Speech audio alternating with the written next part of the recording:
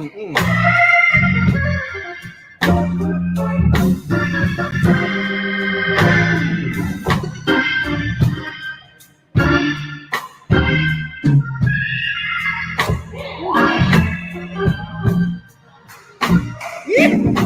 on now.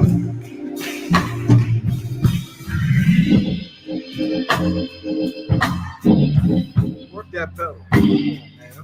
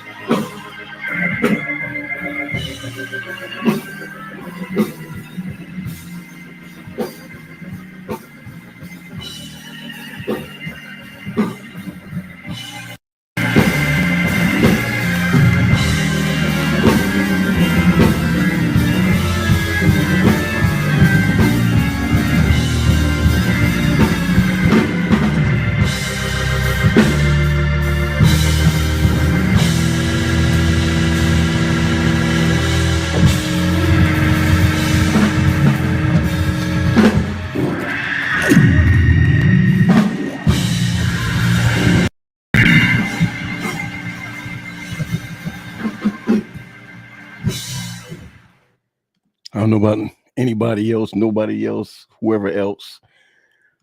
I haven't seen my friends in a long time. Man, I feel naked without my friends.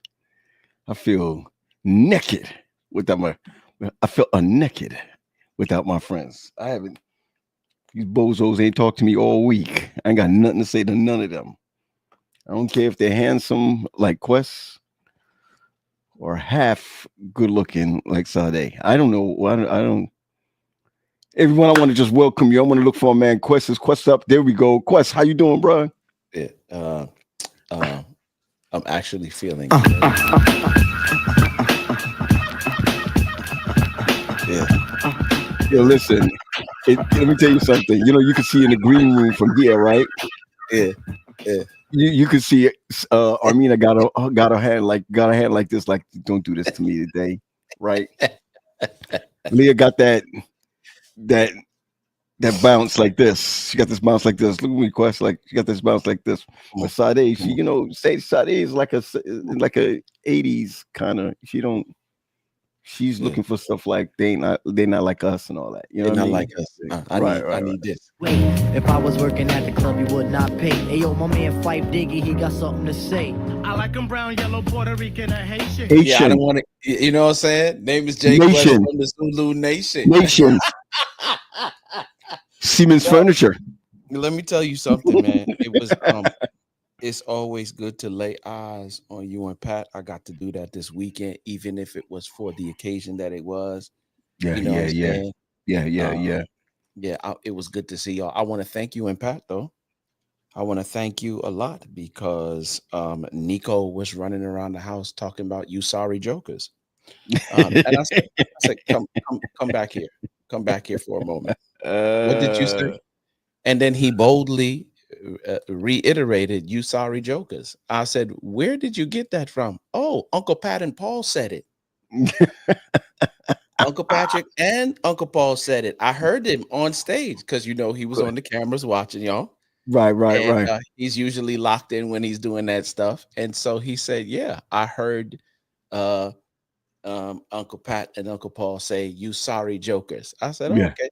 So I'm publicly thanking the two of you because now that's Nico's new thing. This is your thing. You So this is sorry where we were. jokers. So this person on right now, her name is what did I just say? What was wrong with me just now? Yeah. Man, I'm smoking tonight. I don't know what's wrong with my head. I don't know what's wrong with me. Yeah. Lou. Wow. No, man, no. Who you trying to remember? No, man, I'm telling you. Oh, shoot, what's wrong with me? What happened? I gotta take a drink, bro. Just give me a second. Well, shoot. Let me get one with you then. Mm-hmm.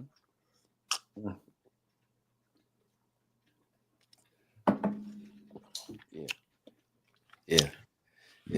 The 50s is a serious thing. It's not good. It's not good. I mean, I'm gonna tell you right now, this girl is gonna kill me. Carol's gonna kill me. I couldn't remember. See me sweating because I'm thinking because I was talking to her mom yesterday all day. Argamans. I'm like, this is somebody I grew up with, man. And let me hold on. Maybe I've been drinking too much. Wait on a second. Let me take another one with you then, if that's what we're doing. Mm-hmm. Yeah. Carol's gonna kill me. That's like my big sister. I don't know what just happened to me just now. I got a brain fart. Yeah. I mean freeze. Yeah. Freeze. That's it. But we had a great time. That's what she's referring to, man. Louis Burkell. Mm-hmm. Fun guy, man. Fun guy. Mm-hmm. And I did not get to see it again. Todd's father. Yes. At that man's age, his voice is still. Yeah. Pristine. Raw Baker, man. Todd Baker's father. Yeah, still singing like that. I was trying to tell you, please tell him to lift the mic just a little bit. The man, he's got to be at least 80. 70 or 80 something years 80, old. Man, 80. Got to be. I'm sure he hit his 80s already. And his voice is still pristine. Mm-hmm.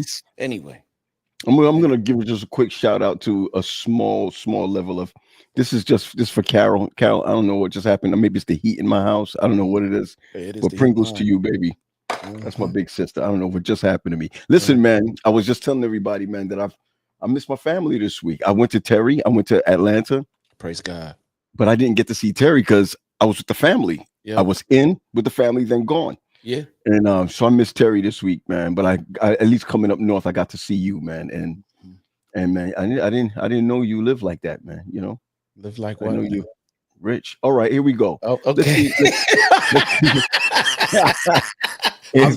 I'm not rich. I'm blessed and highly favored. It's okay.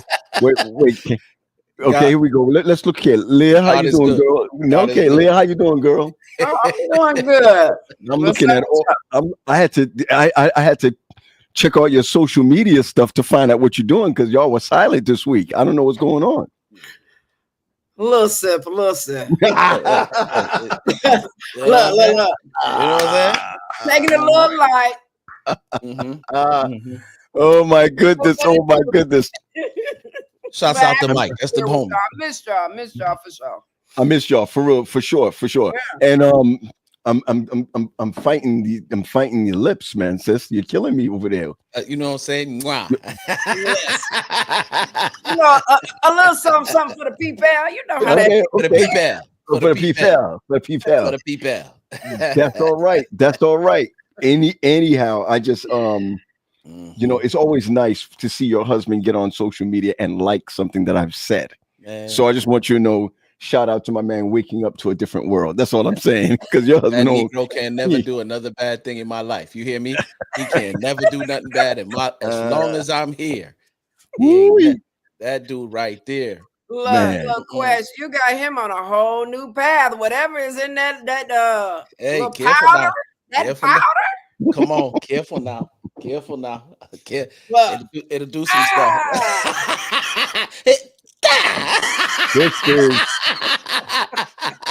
Some of us, hey, as they say in Jamaica, walk good. Walk good. Walk good. Walk good. Walk good. Where's Sade? Where's Sade? Where's Sade? Hey, bring baby sis in. What's up, lips? I mean, come on, listen. Come on. How you doing, Miss Lady? How you doing?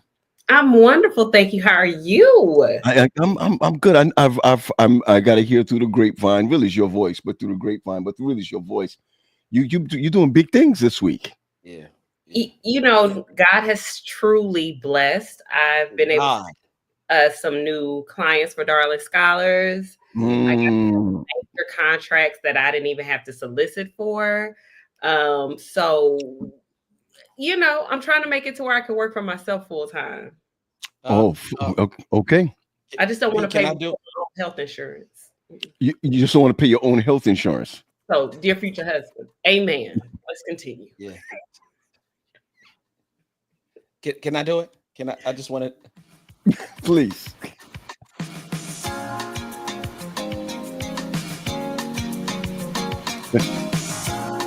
See, y'all know nothing about that. Y'all know about that. You know what I'm saying? I don't want to play too much because I don't want to get banged. You know what I'm saying? I got you. No, we don't own the rights. That's right. Mina. Mina. Here she go. Mina. Mina. Come on. Mina. Control. Hey, family. Hi, Mina. I just feel like I haven't talked to y'all in ages. Because you haven't, sir. All right, listen, don't do it to me. Don't do it to me. Yeah. Don't do it to me. Listen, I just want y'all to know that I went down to Quest Church, and that spot is lovely. When you hear Wendy sit back, right, and she's like, I can see Unscripted Live right here on that stage. I said, oh, you're interested. Oh, I knew she was locked in. She said, she came over to me and she said, excuse me, sir, let me hold you by the wrist. It's some vision up in here. And I said, oh, okay. Yeah. So you approve? She said, yeah, it's some vision up in here. I likes. Yo, listen, man, tonight, you know, I'm looking at your faces like, what am I going to bring up tonight? Yeah. I'm scared. What? You're scared? Yo, today, I'm gonna tell you what happened to me today, and then I'll show you why I'm where I am. So I'm feeling dusty today. I was feeling a little dusty today, like feeling like, okay, what's my next move? And I get a call from the bookstore, really from this bookstore, and it's like they want to start their mental health. I know Mental Health Month is when, Armina, is it May, right? It's May, right? Yeah. Right. But they said they want to start a month early. Oh wow! So she hits me up, the lady from the store, and she says, "It's a bookstore," and she says, "Listen, we have a couple of books on display, and your books. Every time your books go out there, it's off. It always sells." I'm like, okay, like we need to keep replenishing them. I'm like, okay, I'm hearing you. She said, can you come down today and bring at least 10 just to start with? So I get down there and I put it down there, and she says to me, we want your book to be on display because resetting is a part of mental health. And I was like, resetting is a part of mental health. And I said to myself, wow, I've never felt so honored. And then when I bought the books to them, they were like, thank you for 10, but we're going to need more. Oh, wow. We're going to need more. Wow. Yeah. So I was just like, and then what a lot of people don't know is that I have a second edition to that book. The second edition of that book, Talk that talk, killer. Talk that talk, killer. Right. It's a red letter edition. So you have this one, which is regular, Did right? you say it's red light district edition? No, I ain't say the red light district. Oh, I'm sorry. I said red lipstick edition. I said red lipstick edition. That's what I said. And so the second one, is red letter. And the guy says to me, so everything in here is when you're talking about Christ is in red. Him talking. I said, yes. He said, I want more of those books right there. So I have both of them. And I'm gonna let you know this right now. Usually you don't really talk about what you're doing until it happens, and I get it. But in faith, man, I'm looking to finish my other one, which is 21-day reset, resetting your life. Resetting your purpose from the book of Judges. Resetting your purpose from the book of Judges. So I'm excited about that. But while I was in the store and it was talking about mental health, it hit me. I'm gonna tell you where it hit me. How many of our men deal with mental health, or not deal with it, going through mental health issues and don't know it, don't realize it, or even if they realize it, do nothing about it. I want to talk a little bit about that today and how it impacts so many parts of our lives. And so I was trying to get Pat to come on, because I was trying to get Pat to come on, but he don't listen to me past 9 o'clock, so whatever, I mean, him and Nat probably ministering. Yeah, ministering. Okay. Because when you experience mental health stuff, you need ministry, or you need to be ministered to. Oh, okay. Well, I want to share something with y'all real quick. I want to share something with y'all, and I hope I got it up here. Okay. We know what's your thoughts. What are you saying? I was just saying that maybe that's why you couldn't. Okay, continue. Yes, please.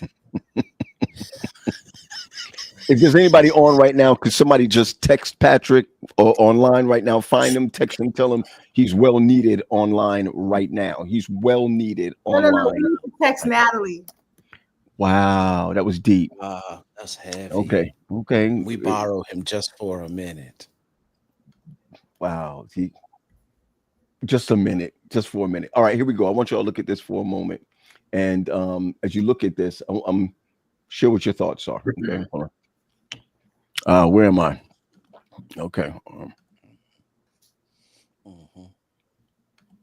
How hard is it to get an honest, vulnerable conversation going in the Black community about mental health and mental illness? If it's a private conversation, it's not hard at all. Brothers and sisters are always, spilling their hearts out to each other.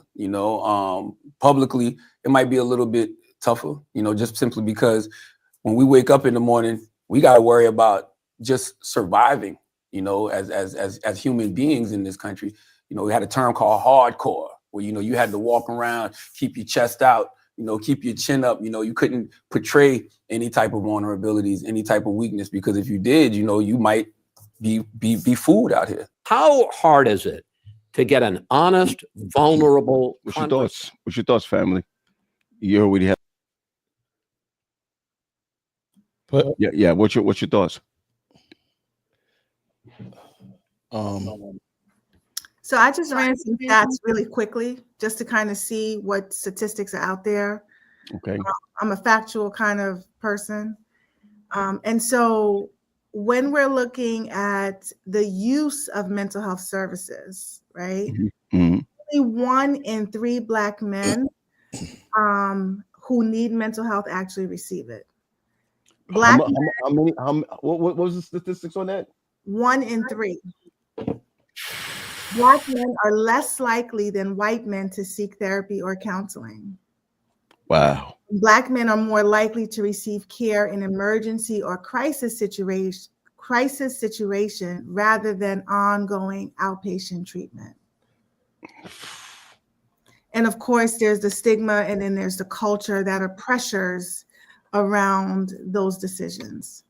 I got to tell you, I still have issues around that, and not just and for me, it's not mental health or whatever, but I think it's a mindset of it comes from I think sometimes it comes from maybe a Caribbean background of if you do this or if you get help, something is wrong with you. And I know I've learned so much. I've learned so much with you all concerning that already, but I'm recognizing that a lot of black men or men, right? Okay, don't get the help that they need, or won't even look at, or won't even see that it destroys families or what have you. I want to get your thought, Leah. Where your head's at on that? I mean, I do groups with black men in urban spaces, and oftentimes they have had exposure to therapy, right? Many have. They just found no value in it. Right. They feel that, basically when we're looking at this industry, it is heavily dominated and populated with white people, right, as clinicians. And so let's say if you show up and you're at the doctor, right, as Mina kind of shared, like they interface with their primary care physician potentially, and they get a referral. Those referrals don't have their names most times, which is one of the reasons that we've had collectives of individuals to create Black, right, directories so that people can identify folk that look like them.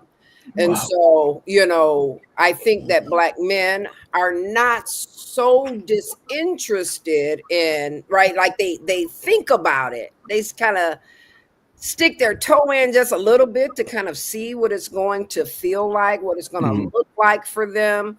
But if they have the wrong clinician before them that cannot relate in language, cannot relate in experiential, right, insight, then they just kind of withdraw and they pull back. Wow. What do you think is the biggest reasons? Anybody, right? What do you think is the biggest reasons why Black men will pull back from that kind of help? Trust. Yes. But I mean, if we look at it, what is the statistic of Black men going to the doctor, period? Right? So, like, while we're talking about the neck, we can also talk about it applies to the whole body. Out here, there's a university that did a study, and what they found was in the Black and brown communities, we were talking about overall total health, right? Not forget mental health, but we just weren't talking about it. And a lot of it had to do with the disparities amongst providers or within just receiving services or receiving healthcare.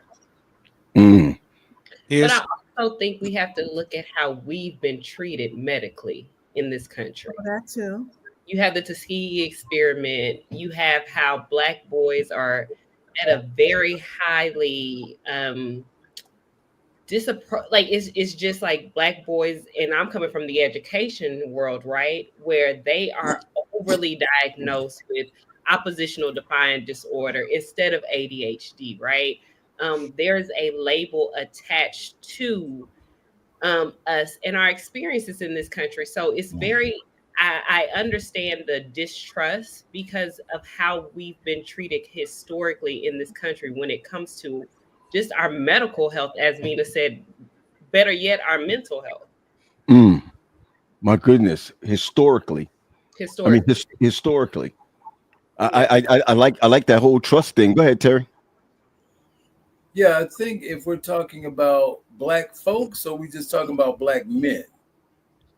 I like what he said, what Charlemagne said. He put both, he added both. If you notice, right? At first it was, men, right? That was the question that the guy asked. But then he came up and was like Black men and Black women, Black folks in general. So you could, I mean, man, we could mix it up, man. I'm good. I think where you guys have always led out is in the mindset of, where do you go from here? The healing does not just come from scripture. Right. So where do we go from here? Go ahead, Terry. I think that, some of the reasons, we don't go to therapy, and I mean, we suffer some of the same, issues as what white folks do, but sometimes to what? A greater degree. Mm-hmm. We do that because we got what? Economic disparities, racism, prejudice. Mm-hmm. There's stigma and judgment if you go to therapy. You see them, or about mental illness, like what? People don't want to be labeled crazy. I keep telling people there is no diagnosis called crazy. Okay? You don't want folks knowing your business. As a black person, what happens in this house stays in this house. Don't put my business in the street. Vegas thought they were doing something when they said what happens in Vegas stays in Vegas. Right, They ain't right. been black, because we knew that growing up. You know what I'm saying? We don't talk our business in the street, not even the family members. Okay. What else? You're embarrassed if you seek help. Oof. You're embarrassed if you seek, talk to God, talked about. Yeah, you can have Jesus and a therapist too. Okay. I say it's okay to pay and pray. Because guess come what? on. Because Patrick, guess we what? eat on here. It's okay, Pat. Take that bite. We eat on here. Yeah, we I'm about to say, you good as gold, bro. you Right? But here's the thing. Here's the thing too. Here's the thing too. Faith without works is dead. Mm. You can believe all day long, but unless you put it into practice, you see what I'm saying? Yeah. I'm gonna just sit back and I'm gonna wait on the Lord. I'm gonna wait on the Lord. And he's like, you need to move from that spot. You need to do something. Okay. Faith without works is dead. All right. Here's another thing. It's a sign of weakness for some people. Mm. It's a sign of weakness. You go into therapy, you must be weak. Okay. I think And oh, go ahead. I'm sorry. No, T, I was just saying that I think it's a flip side to it too, because you have people who are not familiar with therapy who say things like, yo, that therapy talk is annoying. I don't want to hear that foolishness. Or But see, back in the day, but back in the day too, Quest, black folks didn't go to therapy. That was for white folks. Yeah. That was for white folks. Now you have so many people going to therapy who are black. But the question is asked about black men. We don't go, you said trust. That's a huge piece of it. But it's also, too, we are taught as men to do what? Man up. Man up. Don't what cry. Are you going to therapy for? Can I just Man ask, up. Terry, can I just ask you this? Because I think you may see this more in your practice. The whole criminalization versus care, right? Like when you think about Black men with mental illness, they're more likely to be incarcerated than hospitalized. Wow. When you see a Black man who have some underreported or not diagnosed mental illness or untreated depression, let's say, we see them as anger or irritable. We don't see mental illness. So the stigma on just Black men in general is very alarming. So my question to Terry, though, is in the kind of work that you do you typically see the criminalization versus the care? Absolutely. I see it all the time. I used to work in the prison system. I see it all the time. And you look at it as like, okay, why is this person locked up? Why is this person locked up? So Terry, you're telling me that there's some people that would be locked up. You're telling me, Terry, there's people that would be locked up, Armina, because there is an issue mentally, there is an issue there, and it's been overlooked for a jail cell and possibly no help either? Yes, because they probably committed a crime. But if you think about why they committed the crime, what is that underlying issue? It's going to stem right back to some line of mental illness. So whenever I do, I'm sorry. Okay, yeah. So good, Terry, good, Terry, and then Leah. Go ahead. Right. So, getting back to this, we talk about man up. We talk about, men don't cry. Black, and so it's always been told as Black folks, we always been told what? To get over it, move on. And for the longest time, we've had to do that. And then our lack of knowledge regarding therapy. That's what holds us back from seeking out therapy. And what's going to happen if I go? What's going to happen if I go? They're going to 1013 me to the, the regional hospital, which is basically just transport. So they're going to transport me to the hospital so you don't go. So you sit in there and you suffer because we have been told to do what? Get over it. And so, yes, in my classes, I got guys that have done, our white counterparts, who have done the same thing as black folk, but they get the class. I just got a guy who did 12 months and got the class. So what I find is our guys are sitting in there longer. And, depending on what county you live in and who's coming out there, you see what I'm saying? Mm-hmm. Yeah. I got a guy in my class who's Indian, not Native American, but I forget what they call it. I forget East Asian. East Asian. East Asian. And I know if the people see me doing this, they're going to kill me. But East Asian, and he is in a certain community. He did not go to Wright Street in Fulton County in Atlanta. He went in that county. They held him over and then released him. He never went down to Wright Street. And anybody who know in Fulton County will tell you, man, you don't want to go to Wright Street. You don't want to go down there. You don't want to go down there. And so they held him in his community because they didn't want him exposed to us. I got you. Leah, go ahead, please. Go ahead. No, I just kind of wanted to piggyback on what Terry was talking about. I do a training, again, with black men, and I often talk about man up equals man down. Manning up equals man down. Wow. Because there is an overlooking, right, of the emotional presentation that you truly have. And that's not just coming out of therapy, right? That's coming out of our community and our culture. That's coming out of the family systems, the environments, right? That is infusing this thought process that then manifests in your behaviors, right? Mm-hmm. So if as a young boy, you wanted to cry about a situation and you had your pops or you had your uncle, whatever, and they bust you in your chest and be like, what you crying for, look, right?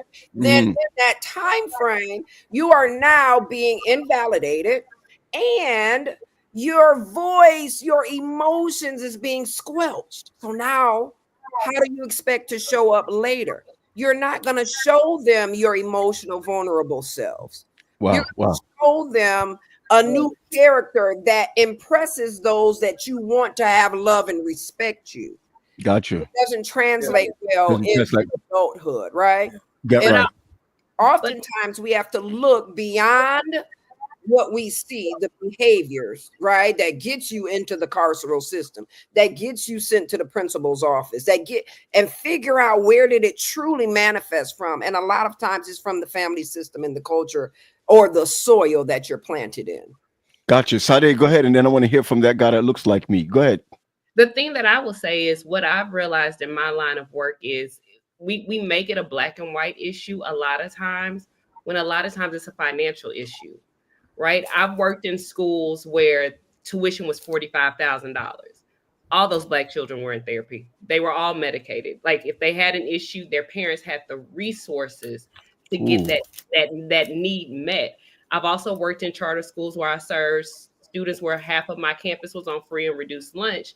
And I was their resource, right? The school counselor was their resource. They didn't have even the capacity, right, to consider taking their child to therapy because they're trying to figure out how they're going to put food on the table. So I think we also have to take into account for some of our, and I know we're talking about men, but it starts when they're children, right? It starts in the school system when black boys are told they're aggressive when they're actually just voicing their thoughts or opinion because the teacher doesn't look like them, right? So it's not only what happens in the home, but I have a nephew who his teacher was like, well, he's aggressive. And I said, can you explain why? Well, he gets loud.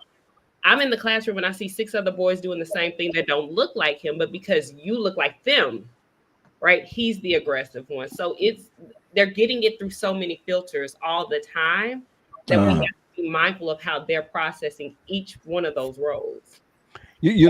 Pat, I want to share something with you, Pat, because being on for like months now with this crew right here, you know, we get a lot of kickback, not kickback. I think it's really foundational in that sense, where a lot of us as pastors, we give the wrong advice. We're not built for this, and not really. We're not built for it. I'm talking about we're not educated for it. We're not skilled in it, but yet we do it. I recognize, man, you are done about maybe 3-4 years ago. You decided you can't see anybody in your church without having some training. What's your thoughts on that? Yeah, stay muted, bro. Stay muted. I just move your mouth and I'll talk for you. Thank you. We commit spiritual and mental malpractice out of the pulpit. I literally, when I finished my master's, I wrote on Facebook an apology to my church, all my churches, or anyone who I've ever spoken to think that I can have a conversation with them to help fix whatever problem that they were going through. Ill-equipped, you just don't have it. And I'm not putting down schooling, but you need experience to be able to even reel that off. I still have years to go to be able to mix both. I'm not putting my learning down. I'm not putting my schooling down, but there's a difference from being in the batting cage and actually being on the field. And I think that matter of fact, I posted something today. I said in mental health counseling or whatever, mental health, that I said that the client is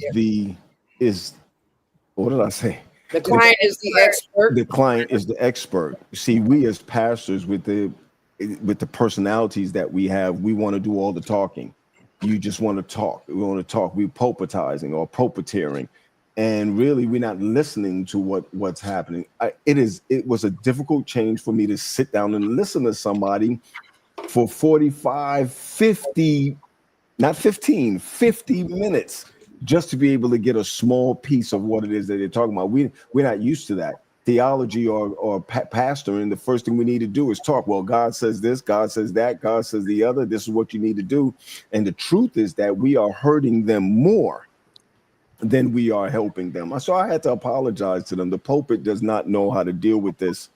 The best thing we need to know is how to resource, to find the best resources for it and come up with the finances for the resourcing. So if you really want to be have mental health ministry, you have to be able to say, and so those of you who are therapists and all that can get with this, I always send them to 6 phases first.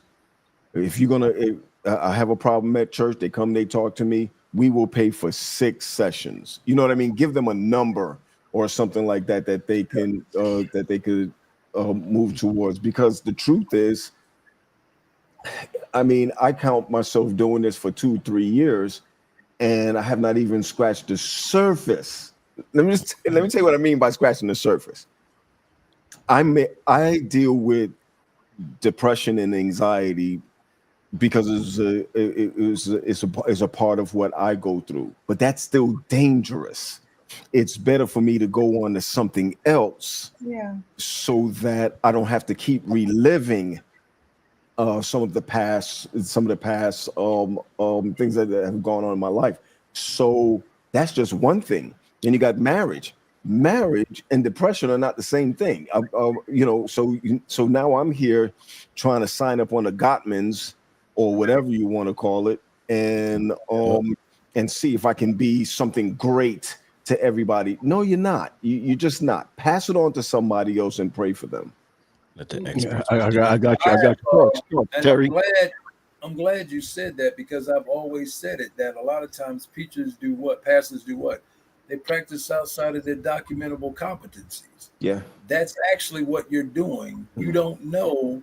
And like I always said, you end up doing more damage than good because you want to be all things to all people, and you don't want to show weakness to the flock.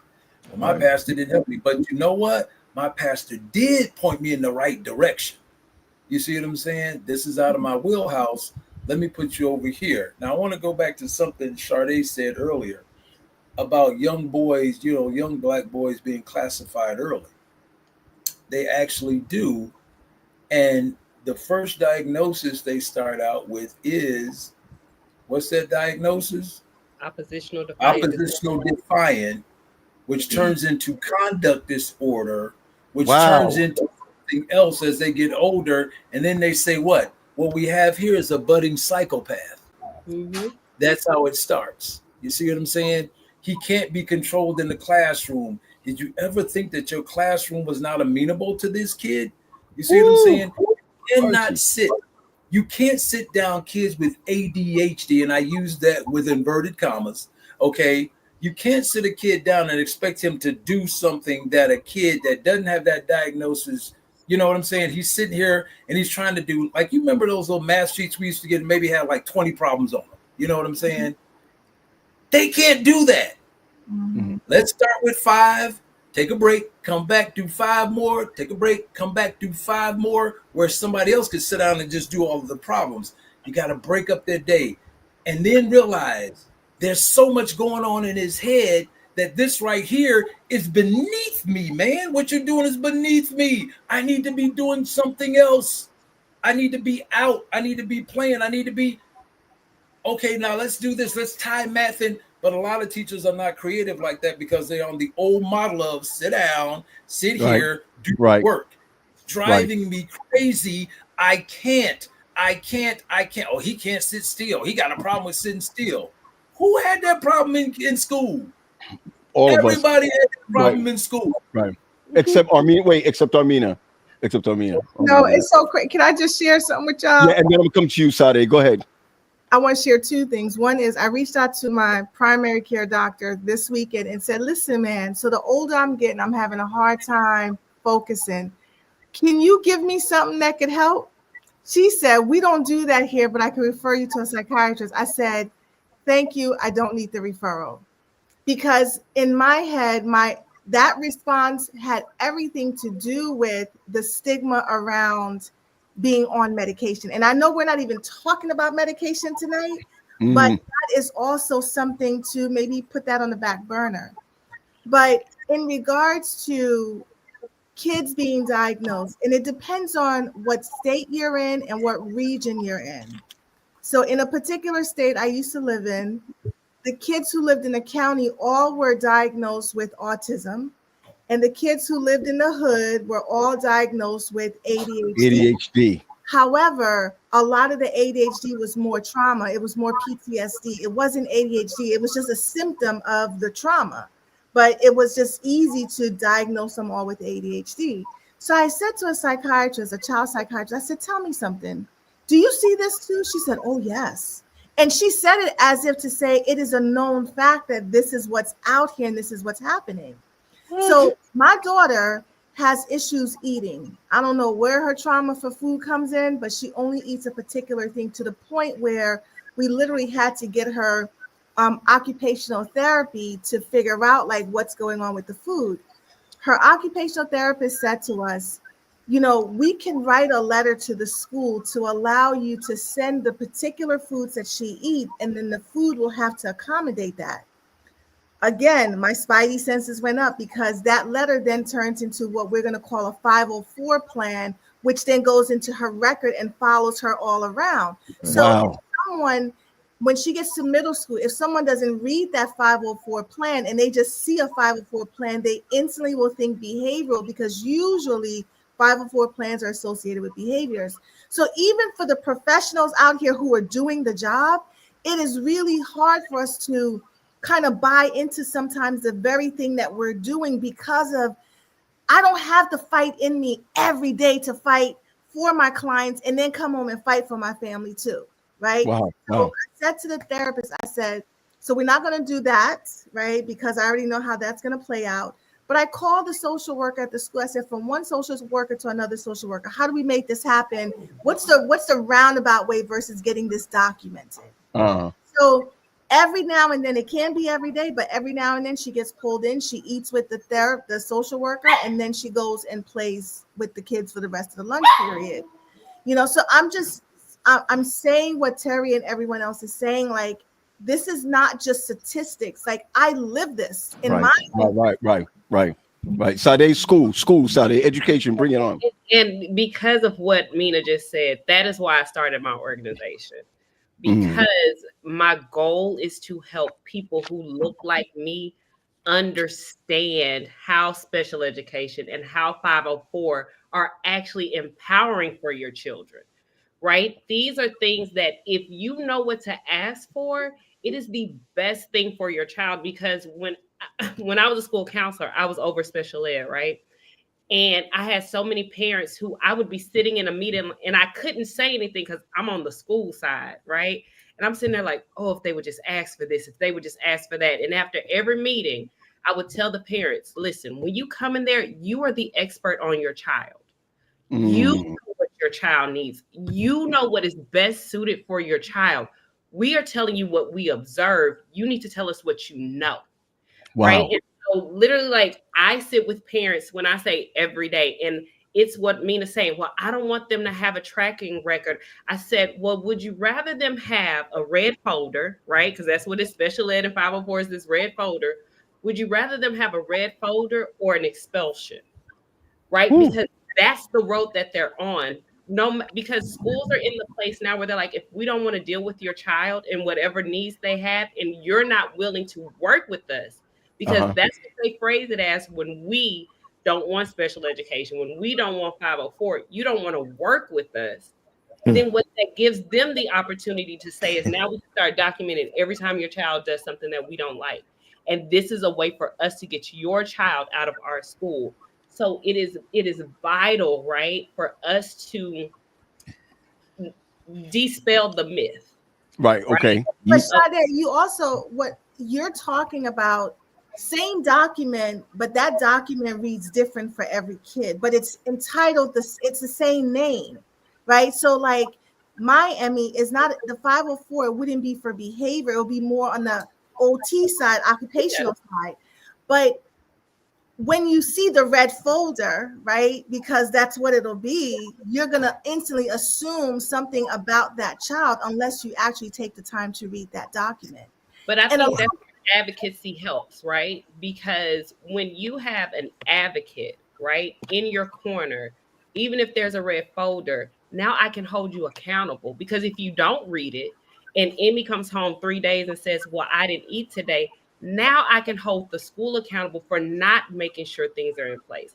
The other part of that is that when your child is dropped off at school, they are still your responsibility, right? I'm a big proponent of, you still have to follow up. It's a new school year. Let's have a 504 meeting. It's a new school year. Let's talk about my child's SPED, my IEP, because these are things that are important to me as the parent. Okay, so family. What we're hearing is, and I just kind of want to jump in there, is what we're hearing is, and is similar to what Mina is saying, is the trauma response or reaction from what has happened historically to our people. Mm-hmm. We don't trust much of anybody's system, healthcare, education, carceral, because at the end of the day, right, the Black community has found itself on the abusive end, right? A lot of times we talk about harm reduction.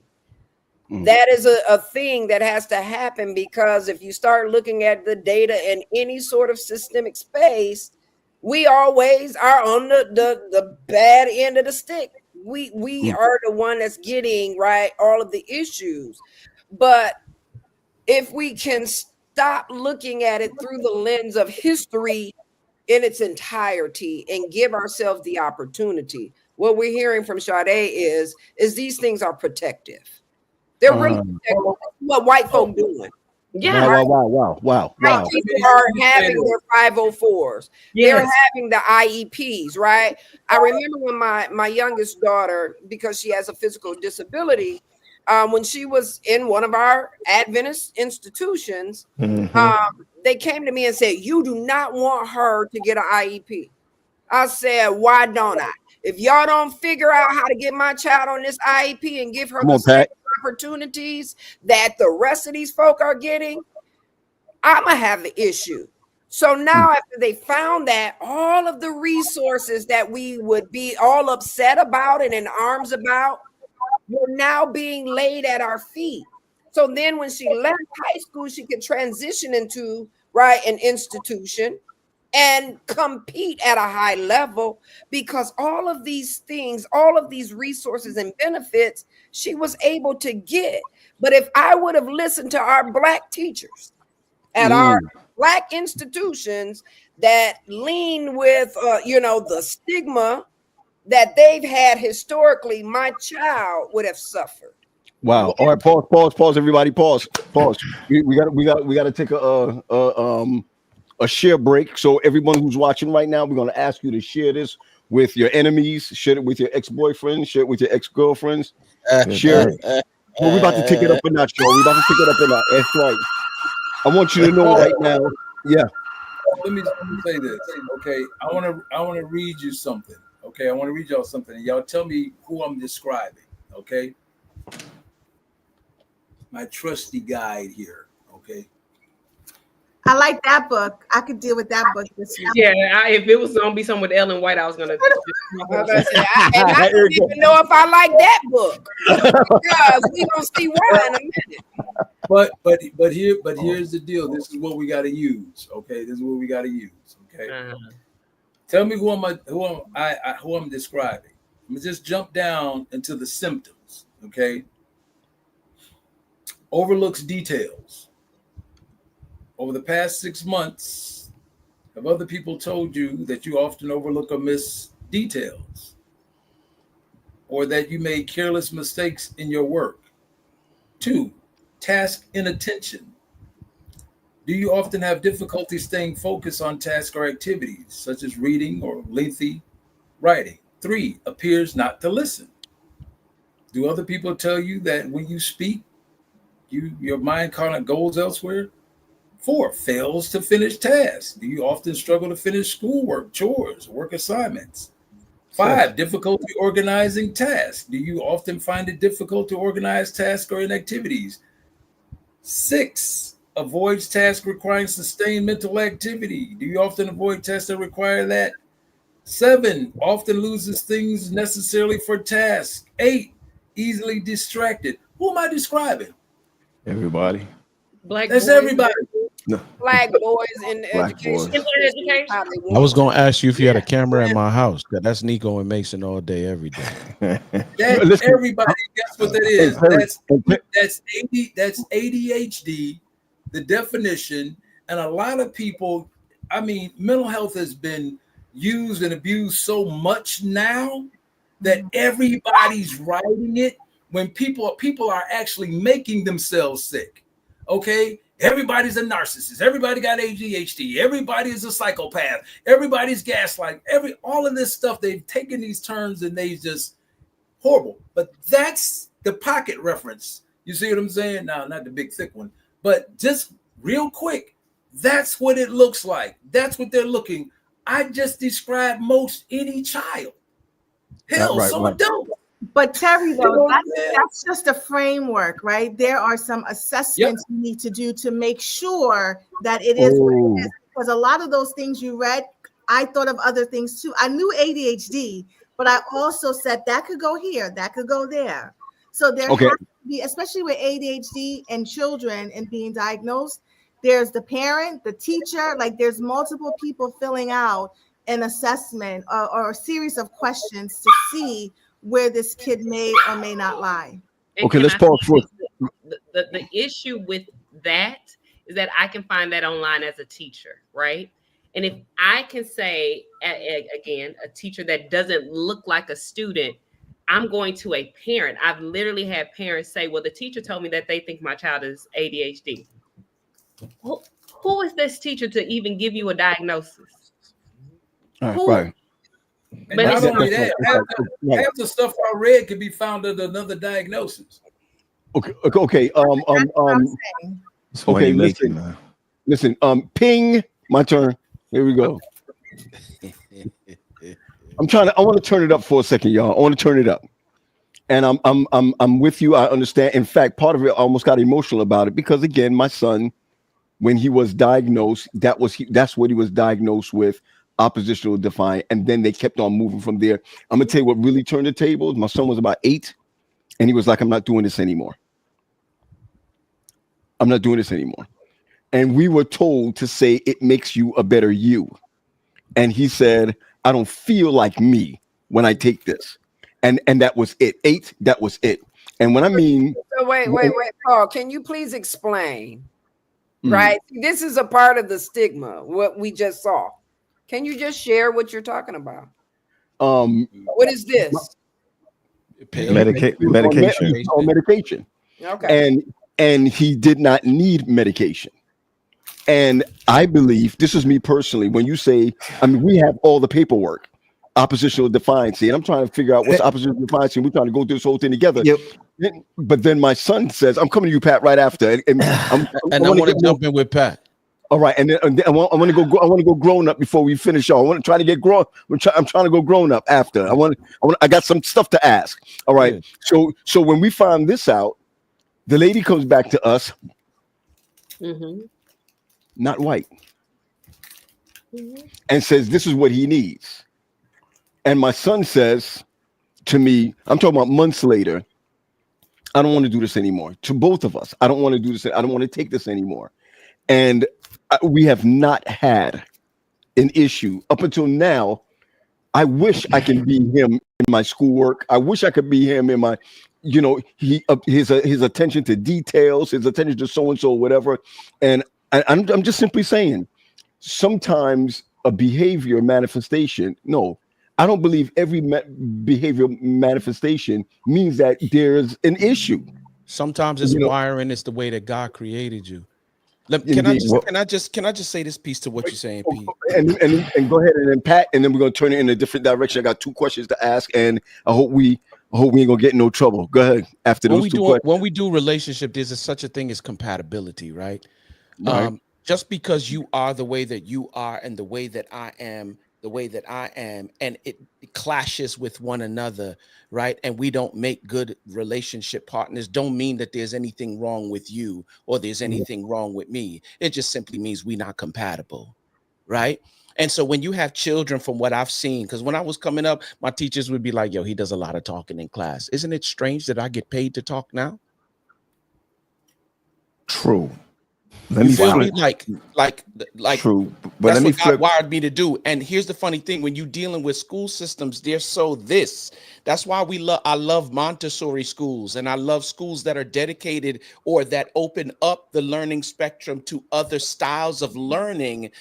When I come to church, I don't always want to hear a sermon. If you give me a good concert, I've heard a whole sermon, like for real. Sometimes music speaks to me in a way that sermons don't. Then there are other times that sermons do speak to me. Now, there are people that are on, who just, long story short, children learn differently. Not every student learns the same way. So when you have this structured thing and it's so narrow, when they don't learn within these, these parameters, when they learn outside it, then you start labeling them of, oh, they're ADHD, or, oh, they're this, or, oh, they're that. When it's simply that they just don't learn within the parameters that you're teaching. And that's long and short. That's it. No, I got you. Quest, I want to flip this on you real quick. Yeah. Sometimes it's not the medication that you need, but remember, it's the environment that you're in. You have a lot of kids who's Fruit Looping to school in the morning. Yep. Who's cornflakes with extra sugar in the morning. Oh, no doubt. Who's syrup in the morning. No doubt. Who's Kool-Aiding in the morning. It's the environment also that breeds for them to come to school already in a hyper stage. So you have to look at all of that. Their parents are going to sleep at night or not at home, so they're watching TV till 3 a.m, and then to get up at 7 a.m. It just depends where it is, and because I'm going to tell you this, meds are good, right? But meds are not there for it to be sustainable for your whole life. Come on. Right? You're supposed to be on it in order to take you to another level in most cases. in most cases. It takes you to another level, but the people who are dispensing the medication are now looking towards getting paid and not putting you on some type of plan. So there's a difference that's there. So I go to a psychiatrist and the psychiatrist says, here, take this. Remember, in most cases in therapists, you can help me with this.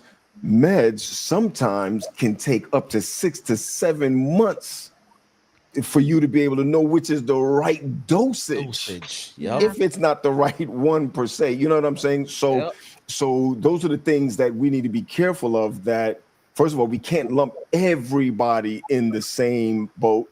My child went to Adventist schools. Oh, go ahead. Oh, my child. I didn't want to answer. I was just holding my hand up. Oh, my child went to Adventist schools, and there was nothing that they could do for him. Nothing. Then, as a black father, I didn't believe the diagnosis. That's a whole different show as it is right there, right? Trust. I didn't believe it. It's not even trust. I didn't believe it.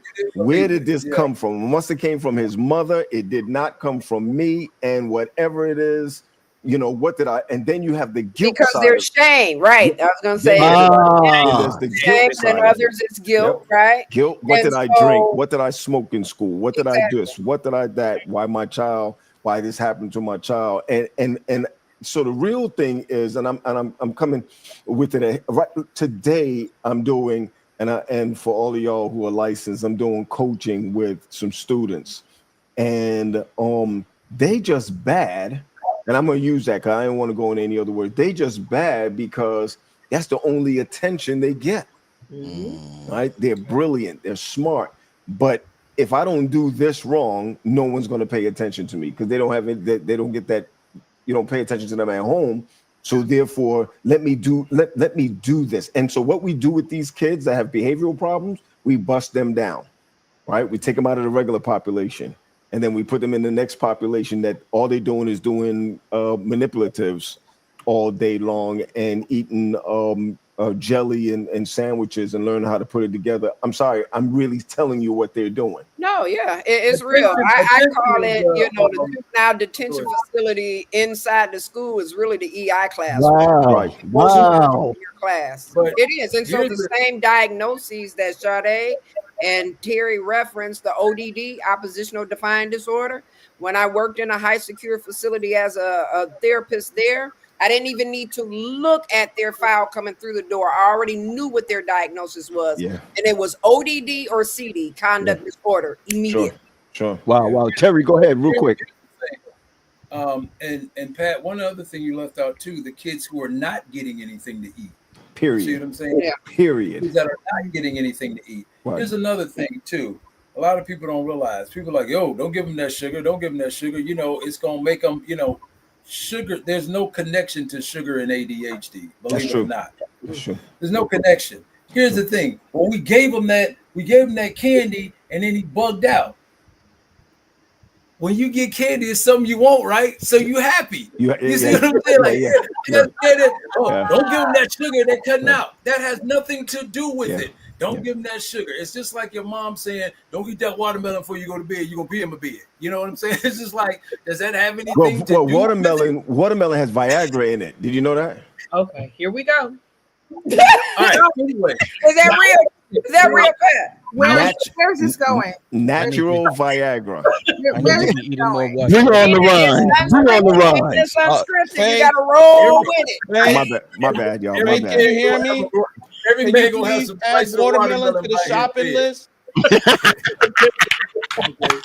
Hey, watermelon. Alexa, add watermelon to the Paul, I shopping did list. want to add just one thing though. When in the conversation of medication and knowing how long it's going to take to metabolize and be able to do, adjust, titrate up, titrate down, whatever it may be. There's actually something that can be done, and it's called a gene site testing, where they actually utilize your genes and see which medications metabolize best for you. So that's I work very closely with a Dr. B who does that. Yeah. And that's how she prescribes medication. It's based on genetics. Yeah. Not And- symptoms too, but more so genetics. Right. And not all of this trial and error. Yeah. Yeah. So Nico just said Faith added watermelon to the shopping list. Hey, so go ahead with it. Watermelon, I put it down in there. Watermelon has some potential benefits for erectile dysfunction. Not that I ever had dysfunction, but hey, you ain't 55 yet. So does penile pumps. But all right, so let me say this now that y'all done with all of that stuff. Okay, just get you some Rose Spark. Yeah. All right. Hold up. Be looking at my Gucci. It's about that. Oh, sorry, T. Because I know P, you had some questions you wanted to ask so that we can, you know what I'm saying? Yeah, let me plug. Can I do a shameless plug? If there are families out there who you are struggling with navigating special education, navigating 504, don't understand MTSS or RTI, and you feel that your child needs services, I am giving free services for a year. Because I want to say thank you too, because there's a family right now that I put Sade onto, and they're asking the right questions now and actually moving forward in a progressive way because of her information. So I want to publicly thank you for that too. I know you're making a switch, but I want to say, Sade, those of you in school, when my kid went to a school here that was absolutely terrible, they were robbing him every day. After we took him out of the Adventist school system, they were beating him up, all of that. And I took him straight out of school. I mean, it was like, it's either that happens or I'll do prison ministries. So we have to try to figure out which way that was going to go. And it actually was against the law for me to take him out of school. Listen to what I'm saying. I could have gone to jail. You know what I mean? I could have gone to jail or whatever for not having him there. I went to a lawyer who was advocacy. They have advocates for the state and all of that, right? But they didn't move as quick as I needed them to move. So I went and we're family here. I went and I sought out a Jewish guy, right? This Jewish guy, his job is to find those who are mainly Jewish. Yeah, I missed it though. It's okay. We'll find it. And he will go ahead and get the resources to put you in the top schools for learning disabilities, autism, et cetera, et cetera. I went into his office. It's a true story. I went into his office and I said to him, my understanding is that you can help me get my child into one of these $45,000 a year schools. Y'all ain't hear me, 45 grand. And you could let the state pay for it. Mm-hmm. So I was like, okay, let's go for it. And this is what he said to me. He said, it's going to cost, I'll put it out there for private advocates. He said, it's going to cost you $500 and something an hour. By the time I'm finished, it's going to be about 17 grand by the time I'm finished. I walked right out of his office. Hold on. He stopped me and he brought me back in. He said, sit down. I never lost. See, y'all didn't hear what I just said. Yeah. Seven. It sounds like it say 17 well spent. That's what it sounds like to me. Forget the well spent. The man said he has never lost yet. Yeah. I told Natalie, go ahead and take the first tax check or whatever it is. And my son, for the next 4 years after that, and it could be 5 because you could go up to 21. You know that, y'all know the rules. You can go up to 21, almost $50,000 a year. Right. The problem with us is that we don't have the funding. The average person don't have the funding to be able to do that. We don't have that. We don't have the know-how to be able to do that. We're not in the right communities to be able to do that. Yeah, Lisa's saying that Maryland advocates are not free. The advocates are free. Right. But DC public schools. Oh, DC. So I'm saying I had to put that out there for that to occur. So I wasn't lucky. I just happened to be in another side of the economic structure. Mm-hmm. But those other people up the block can't do that. So then their child will end up fighting in school. And then the next step from there is youth detention centers. And after youth detention centers from there, they go right to DC or Prince George's jail. That's it. And let me say, in relation to what you just said, I just recently worked with a family where their child desperately needed services and the school they were in was not meeting the needs.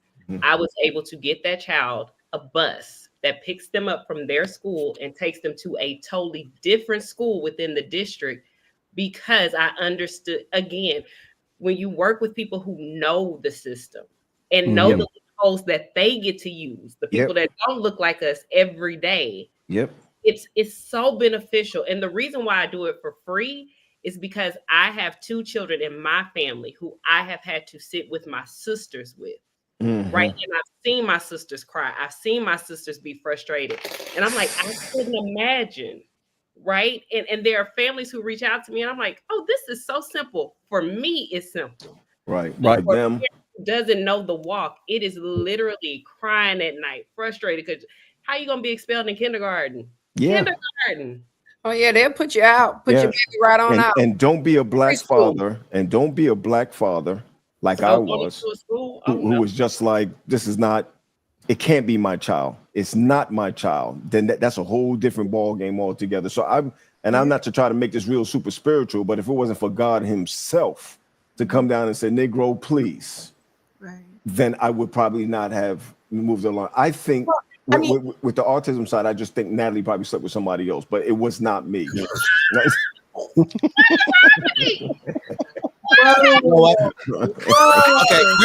right there, Paul. I need you to go ahead and take this up one more notch.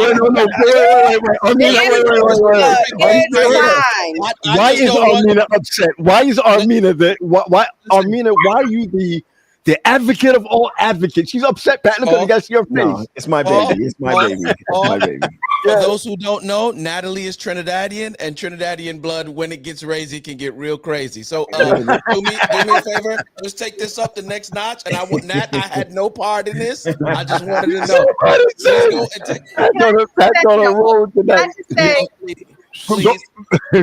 Go ahead, Armina. And then I want to share something with y'all. Go ahead. There is major stress that kindergartner goes through every night. Thinking about what the next day is going to be like. And sometimes those behaviors at home look like they're just being bad, right? But the reality of it is they are petrified to go to school the next day. Wow. So we sit here talking about the adults, right? Like how we feel and how we dealing with it. But those little people who have no way to manage their feelings and their emotions, half the times they can't even say how they really feel. Armina, they're not eating, they're wetting their beds. We're mad at them for wetting their beds. We don't know why they're not bathing, they're peeing themselves, they're defecating on, and we feel like there's a big problem. Armina, you hit it right on. Here's the whole thing too, though. We can't put everything off on the school system. Let's be fair in the conversation. That's what I was about to say. We can't do that, right? And we can't put sometimes everything off on the familial system, right? Okay. So we have to draw it from a space of balance, because if we point the finger all the time and say the home life is the problem and why this baby come to school, then we will not, or will miss the fact that no, it is this instructor or this teacher that's showing up with bias and treating my child a particular type of way. But that happens all day long, where the blaming game happens, right? It's like the school blames the parents blame the school. And half of the times, you're right, each party has a role to play in it. But all it takes is coming to a table and just having a discussion about what is in the best interest of the child. It doesn't always look like that, Mina. And I guess I say that because when I worked in community mental health, right, I operated very much like Sade. And you sit at that table, and it is not always a welcoming space where just a conversation will squelch everything. No. I've had to bring in student advocacy, right, from the state of Michigan to be able to advocate on behalf, right? All of us coming in there trying to force movement, and sometimes that still doesn't work. So I don't know. I guess I wouldn't, say that it's that cut and dry. But you're right. It's not a cut and dry thing, because of the simple fact that each person believes in their own idea of what is happening. But the thing that I tell, I'm sorry. Go ahead. Finish, Armina. there is this idea of like, we do need to advocate. This is why social work exists, you know, and as much as I'm a mental health therapist, my first job is a social worker. There are many times my sessions turn into advocacy more than tell me what's on your mind or what you're going through. Gotcha. Yeah, I was just saying that a conversation doesn't always end it, right? Is sometimes you do, and I think I saw it in the comments. Somebody said sometimes you might have to just move your child up out of that particular system. And sometimes, like the way my advocacy program works is the family is mine for the entire year, right? And so what I have to do is teach the parents how to parent their different child, that unique child, right? So if the IEP says that he gets extra time at school, what can we give him extra time for at home? Because the child has to have a fluid experience, right? So if we're expecting the school to do their part, you don't get to go home and just do whatever. Now we have to change how we interact with this child so that they're learning a skill set. That is what a lot of parents do not have the knowledge of, is how do I teach my child a skill, right? I can teach my child part of my family, but how do I teach my child how to advocate for themselves? How do I teach here's the thing too with that, Sade. Here's the thing too with that. Teaching parents, a lot of parents like, I don't have time for that, and they send the kid to the school so the school can raise the kid. You see what I'm saying? When they come home, they want them to already know what they need to know, and so that causes a problem. But here's the thing, and I've created many of these. I did it with my own kids. I created a token economy system. You see what I'm saying? I went into school. I went into the school and created it for a teacher. I was so shocked. Here it is. You got this teaching certificate and you can't deal with your classroom. I did it for my child, or sometimes you can call them, a grab bag. I went and got poker chips. I put prices on all of those. Went out and got everything that he liked and put it in a store and said, now, this is what you earn. This is what you earn every hour on the hour. This is what you can earn to be used. You see what I'm saying? Who gives that? At the teachers? The end of the day. Teachers, yeah. They can. The teachers give it? At the end of the day. So Okay, the teacher's like, oh, you know what? I caught you doing good. Here's a chip. Here's a chip. And it has a value on it. So when they go to shop in the school store or the room store, they look at all the things that they can get and they change it. They exchange it in. And it's also being done. It's being done at the end of the day. You see what I'm saying? Because it's going to lose its value if you wait to the end of the week. Sure. You do it at the end of the day. These kids are now learning how money works, how, give and take, all of that stuff works in the system. And once you give it to them, once they earn it, you don't take it back from them. You see what I'm saying? Because they earned it. You can't say, well, I'm taking a token because you did whatever. No, you've earned it. So that way you set up these systems, and a lot of that will cut out all of this foolish ADHD stuff or whatever the case people are dealing with. Let me put them on a token economy. So let me put them on a grab bag. Yeah. I had one at home. Just a for my goal, son. some type of goals to be able to meet. And you reach in the bag, and whatever you pull up, here's the danger in that. Whatever you pull up, you gotta do in that moment with that child. You can't postpone it to the weekend. You can't postpone it to when you want to do it. You have to do it then. And a lot of that will modify behavior, and a whole lot of the other stuff where the teachers are not getting paid. They this, they that. I don't care. I just got to push you on because no child left behind. And guess what? What you discussed earlier, Pat, was the squeaky wheel gets the grease. That's the deal. So I got to focus on this, but I got all these other kids. Let's just send them over here to the special needs room or whatever the case may be. They got to think, these teachers, and I'm not putting teachers down, but I'm saying they're not given the tools. So if you're talking about a skill set, that's why most people get in trouble. That's why most people come to my domestic violence classes. They don't have a skill set. What they've done before is doing the familiar. Even though it don't work, they keep doing the familiar. What they used to. But what T is talking about, though, is behavior modification, right? We can modify behavior, and it is, right, a model that we utilize in the area of psychology. Beautiful. That still won't deal with the emotional Yeah, you know what? There's no end all to Right. anything that we're talking about because, you know, the best thing of this, the best part of it, I remember being in school and they said social workers don't like the therapists. I remember we were in a class and they were saying that social workers don't, and the social work people was like, "Oh, we don't have a problem with them. We don't have a," because because the social workers go a little bit deeper into. We don't like y'all. That's the truth. I hear you. I hear you. I'm good. I'm good. Because when you meet a social worker, the social worker is digging just a little bit deeper. You know what I mean? They just go a little bit. While You mean between the counseling and a clinical social worker? Is that what you're referencing? Yes, I am. Yes, Oh, okay. yes. That's exactly what I'm referencing. And being in that class, in other words, they were telling us respect the social workers because the social workers are giving you that opportunity to go in without even, you know, we're doing the surface. We're doing the surface work. You know what I mean? But they start the fights going. But here's what I'm saying: there's never one way to skin the whole cat, right? It's almost like church. You go in and you preach a sermon. Whoever catches it, you hope they all catch it. Wherever it, you know, there's no net to all of this. So the truth is that everybody is right, which mixes up somebody like me who just came into the field. And even though I've been in the field for 6 years, you still new. You know what I mean? We're talking about people who've been in this field for 10, 15 years, and there's something new that comes around, and you're like, nah. 25. Respect the number. Oh. You almost made me say, doggone it. No, but seriously speaking, I mean, we're all old enough to be able to look back at when our craft started. So when you're looking at 25 years and you're looking at, and I'm not putting myself down, you're looking at 6 years, you're like, oh, snap, you just started in this thing. There's some things you see happen. Some of y'all don't even have to look at the DSMs anymore. You just kind of like say, okay, I know what that is coming through the door. And I'm not trying to make it easier than the other. What you said apart is, you're right. Everybody is right. That's the sad part about this is that we can't save everybody. Right. Yeah.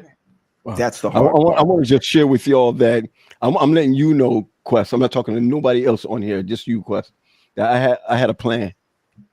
You know. Hey, bro. Hey, Let me just tell you this. I'm gonna just tell you this for mental health purposes, and Paul know this too.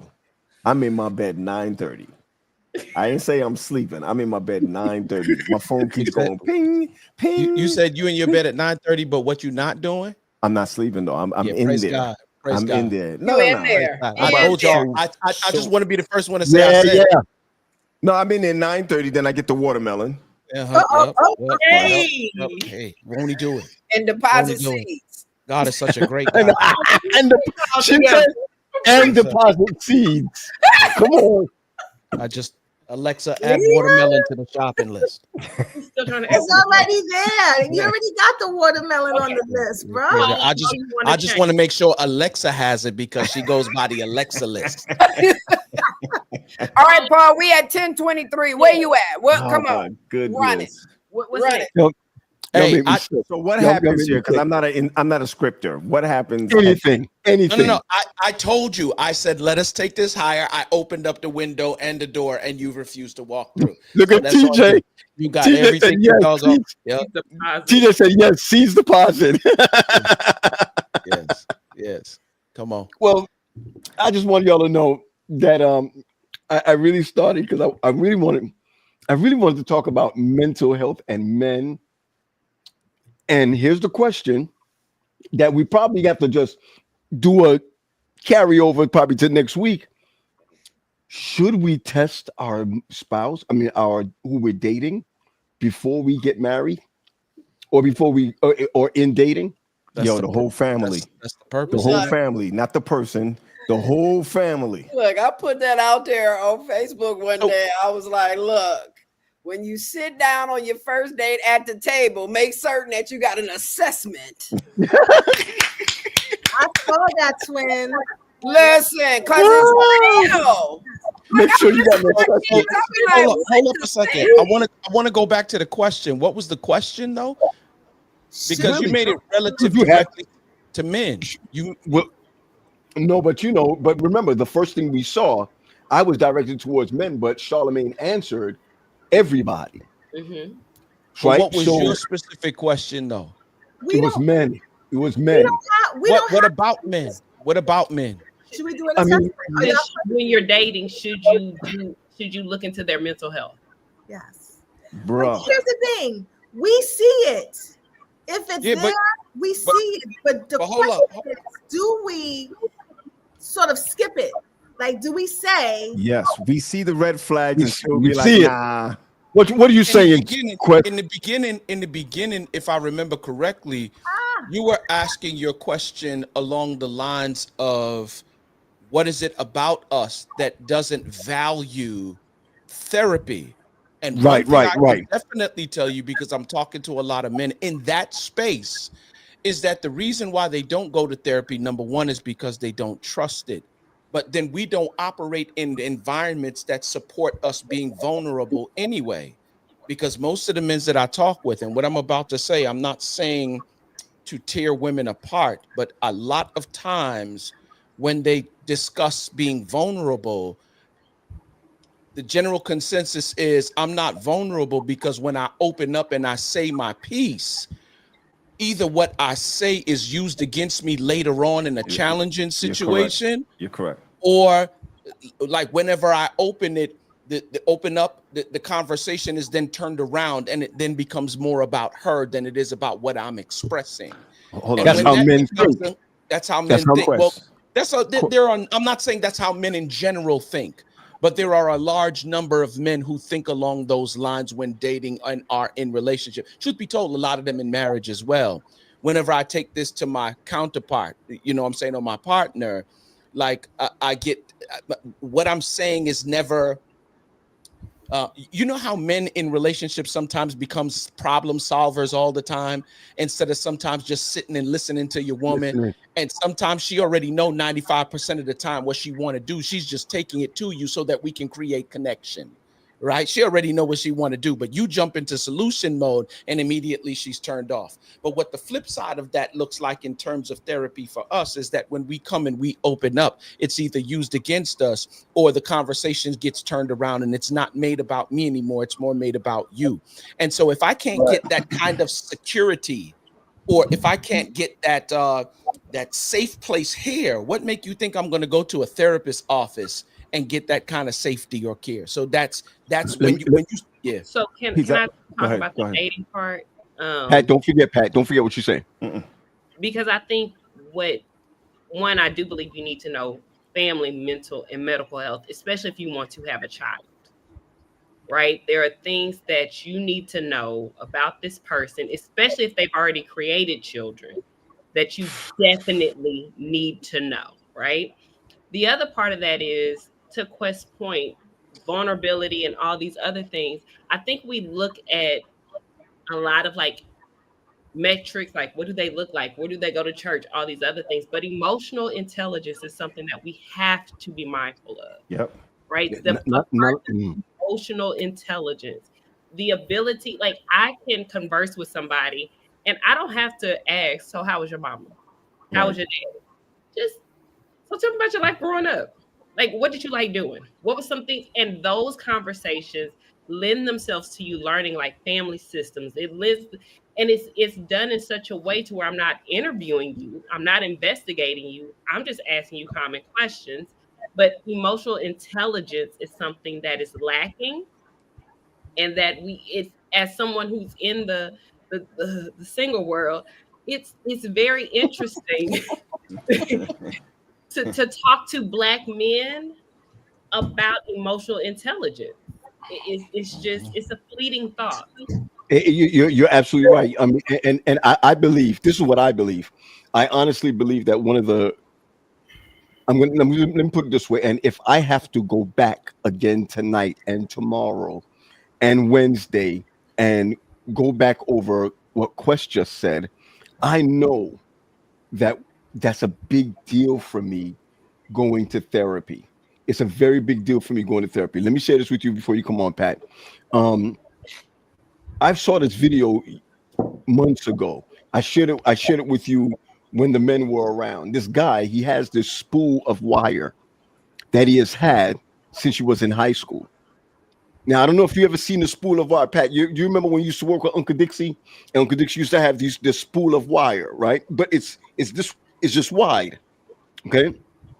So he's sitting down, and he says to his wife comes to him. It's his wife comes to him and says to him, "What's wrong with you?" He says, this how do you say it? This spool that I had here, I've had this since high school. Yeah, I know this story. Right? I mean, I had it since high school. Right.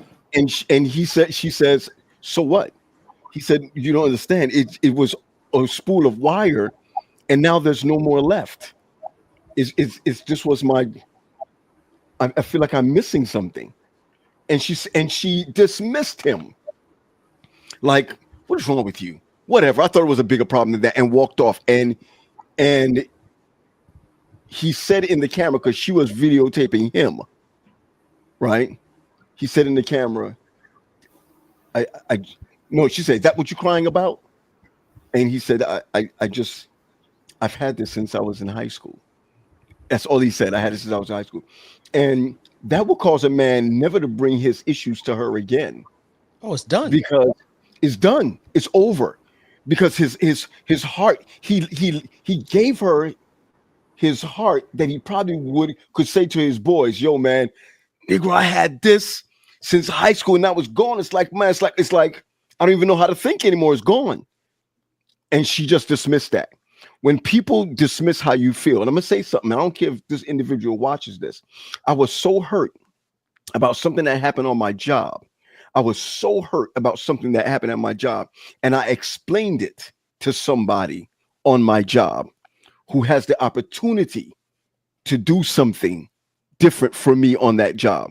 And after I spoke to them and told them that I went to counseling because of what happened at that job, I haven't heard from this person since. And so now don't feel safe. Let me just break in here. First of all, you're talking about religious people, right? That's number That one. part. And so when you say your job, we all know that you're a pastor. You're talking about religion. You're talking about religiosity. You know, you're talking about hirelings. You're talking about people who hire and put each other on pedestals. You might as well cut that out altogether, right? Because the truth is that, you know, when a man and a woman comes together and you're dating, if you're not going to put it out on the table, I'm going to take this far real quick. If I poop by accident. I'm not pooping by accident. I'm going to do it for it. Okay, yeah. All right. I'm with it. If you, no. And the reason why I'm saying this is because that's really something that we think about. What if she's over your house or you're somewhere, she used the bathroom, it doesn't smell. There's some big words you used just now called emotional intelligence that we don't think about. You have to just simply have it. You don't learn how to have emotional intelligence. It's just what it is. And there's a lot of red flags that happen during dating. I'm going to call it dating. And we bypass the red flag, realizing that thing is big all the way through your marriage. I'll never forget one day I went over Natalie's house and she had juice and she had water. Yeah. This is what I'm saying. This is true. This is before we got married.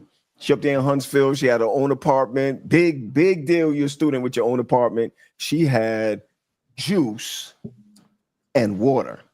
I walk in like the man, and we ain't like this yet. If you understand what I'm saying, we ain't like that. I walk in, I take the juice out, and I'm start drinking the juice. She said, "Hold on a second. The water's for you." Yeah. Let's not get it twisted. I gotta buy that juice. Right now, let me just say something. There was another person who I dated, and I saw the way she treated her mother and her father. I broke up with her the next day. Oh, wow.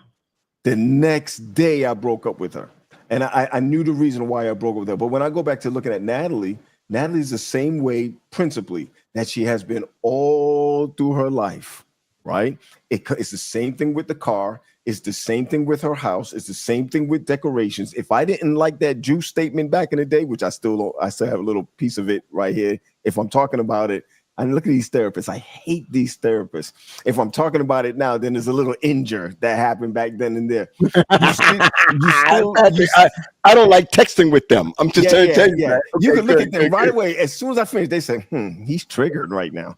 He's going through something right now. But the truth is that that's all through my 20. Oh my goodness. That's all through my 30 year of marriage. Right? You saw that red flag right back then and there, and we just decided we don't want to do anything about it.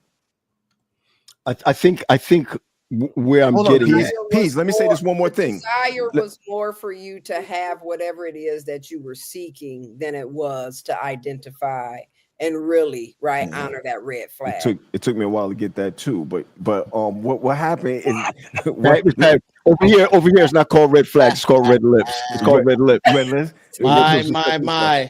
But check this out. Natalie did not like the way we as a family spoke to each other at the dinner table. Y'all, if you hear the Graham family at the dinner table, it reminds me of Eddie Murphy and it reminded me of that. And she was like, I cannot believe that you guys are talking about this, that, and the other. There's a lot of red flags and emotional intelligence that we have to hold on to before we start getting into it, because the truth is this, and this is the blanket statement right here, and I'm out on this. You can't change anybody. That's it. That's what my dad taught me as a young child. You cannot change your soul. Nope. So whatever you sign up for, you better be ready to eat that. That part. However you put it just now, that part. Can't change it. And let me say, don't worry about it. You catch me later. Go ahead, Sade. When it comes to dating, one thing I've learned, right? Oh, she's single, right? Yes. Is that that's why she's still dating, Pat. That's right. Yes, Pat. Follow us.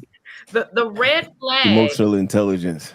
The red flags can be flying, right? But a lot of times we don't believe God has anything better for us. Wow. So we will accept the red flags instead of saying, you know what, I'm good on it. Let me trust God for something different. Let me trust God for something better. Now, let me say, nobody's going to be perfect, right? True. Nobody's going to be perfect. True. But there are a lot of people who are trying to be God to somebody in hopes that will change them. If I love this person, if I do enough of this, if I provide this, then these red flags will no longer be valid.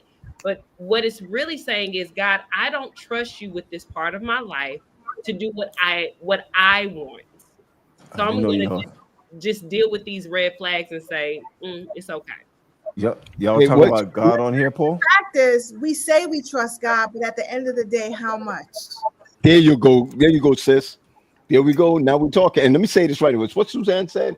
What's the advice for the divorcee? Get an assessment. Nah, you know what? Y'all making jokes about it, but that's a real thing. Yeah. Here's what it is, right? And this is the reason why I'm saying people are not talking enough prior to marriage, or really and truly prior to relationship. You look good, you appeal to me. I look good, I appeal to you. You know what I'm saying? And literally, it just moves into husband and wifey. We smashing, we living together, we doing all of these things, and the red flags are flying all over the place. But because the D is good, or she putting it on you the way she should, you look past the red flags, and then boom, I do, and then happily ever after. The only thing is that we don't live happily ever after. I'm not talking to the ladies on this one. So the reason why you saying is to take an assessment, because some of you really need to know who the nature of you is. You don't even know who you are as how your wiring is. Enough to the point where you could actually and successfully be in relationship with somebody else. Then when you get what you get on the back end, you mad. Listen, you're not mad. Let's be careful here, okay? Oh gosh. Talking about assessment. You can look online and find an assessment, okay? We have to give context about the assessments. So go if ahead, we do a whole show on like, what are some things to do? What are some questions to ask? we should do that. Because if I hear go do an assessment, I'm gonna Google an assessment, and best believe Dr. Google's going to we could take the deep dive conversation on what an assessment is, but I think for the most part, just from a foundational perspective, you need to know who you are as an individual. We can dive deeper into all of that. Bro, don't fight me on here. Okay? No. I'm not fighting you on it. I'm not fighting you on it. No. I don't want to be mistaken. Let me be very clear. I'm not fighting you on it because No, because I know that like there's a part to this, right, from a clinician's perspective that allows you to go a lot deeper, right? I'm saying from a foundational level, because you got to start somewhere. You know what I'm saying? And before we go deep, you see the comment? No, ma'am. You give me an assessment, I'm out. I'm not even sitting out there trying to do. Sade said it the right way. No. I get it. Sade said it the right way. You need to date enough in different scenarios. No movies, no church. Put them in different scenarios where you see what's happening. That is your assessment right there. Exactly. And then when you get the red flag right there, you just jump out. You're gone. Okay, I'm not saying giving it to somebody else. I'm saying for you yourself. Do you know who you are? Listen, do you know who? Before we go into coffee shops and like for real, what? Oh, come on, man. If I could do it all over again, I wouldn't get married because ain't nobody can handle somebody as foolish as me. Listen, but here's we're not saying but we gonna have to because we like to smash. I'll have sex though. I'll have sex, but I won't get married. I'm just saying, and then we. I'm just saying. And then we in trouble. Let me say one thing before we go. I have a bunch of my students on, and they have been commenting, and I just shout out to my students who are literally trying to get some hours, and they're watching this, but they're not just watching it; they're actually participating in the conversation. Oh no, I'm sorry. So let me apologize then. No. Oh, let me say something. Let me say something because I was gonna say this a while ago, and I'm glad Amina brought it up. Okay, her and Quest are talking about two different things. Quest made it clear what he was talking about. There are a lot of self-assessments. There are a lot of self-assessments that you can take. Okay, so yeah, you can't just be giving folks assessments. You see what I'm saying? Because you're not qualified to do what? Interpret the data. What's going on? And so you out here giving people, all kind of tests, and then you find out, man, this joke is schizophrenic. He didn't see that. So what you have to do is what Q is talking about is do self-assessment. Okay, like I always say, we are all pre-owned. We are all pre-owned. I like that. Yeah. I like that. We have all been in relationships and whatnot before. And when you are pre-owned, you get what? Dents, dings, mileage, issues, all of that. What we're talking about here is getting certified pre-owned. You need that. I like that. I was just about to say it too. That 120 point inspection on yourself before you take all of them cuts and whatever and bleed on somebody else. Because you're going to do what? What do they call that? Trauma bonding or whatever. It's like, yo, you fit what I got going on. All of us fit. Oh, we got all of this stuff going. And then you get in there and you realize both of y'all are sick because you didn't get certified pre-owned. Get help for yourself first before you go jumping out there trying to get with somebody else to find, that person fits my need. They fit my need. This assessment stuff. And I think when Leah brought it up, it was kind of taken out of context. You know what I'm saying? I know Leah therapist. I know she ain't talking about giving for people going up there and looking up, how can I get there? And you can get them. You actually can get them. But you can't interpret that. You can't interpret that data with Google and AI and all this stuff that's going on. People will be out here and have you taking all kind of meds and doing dumb stuff. You know what I'm saying? And what like eating watermelon, Right. And so, we want to keep the watermelon. But what I'm saying is this: not that I need watermelon.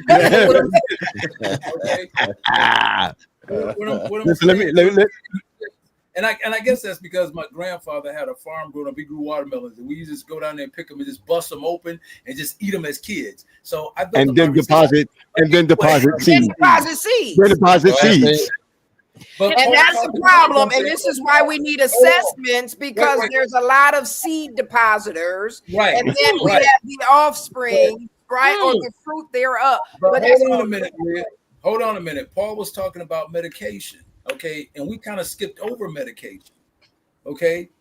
A lot of people don't realize, like you said, it takes about 6 months to get in your system to do something. By then, they're switching and they're changing it. Have you ever seen mental health meds that cause people to gain weight? Yes. Or you see mental health meds that cause people to lose weight? Yes. When they come off the meds, they blow up because they weren't eating.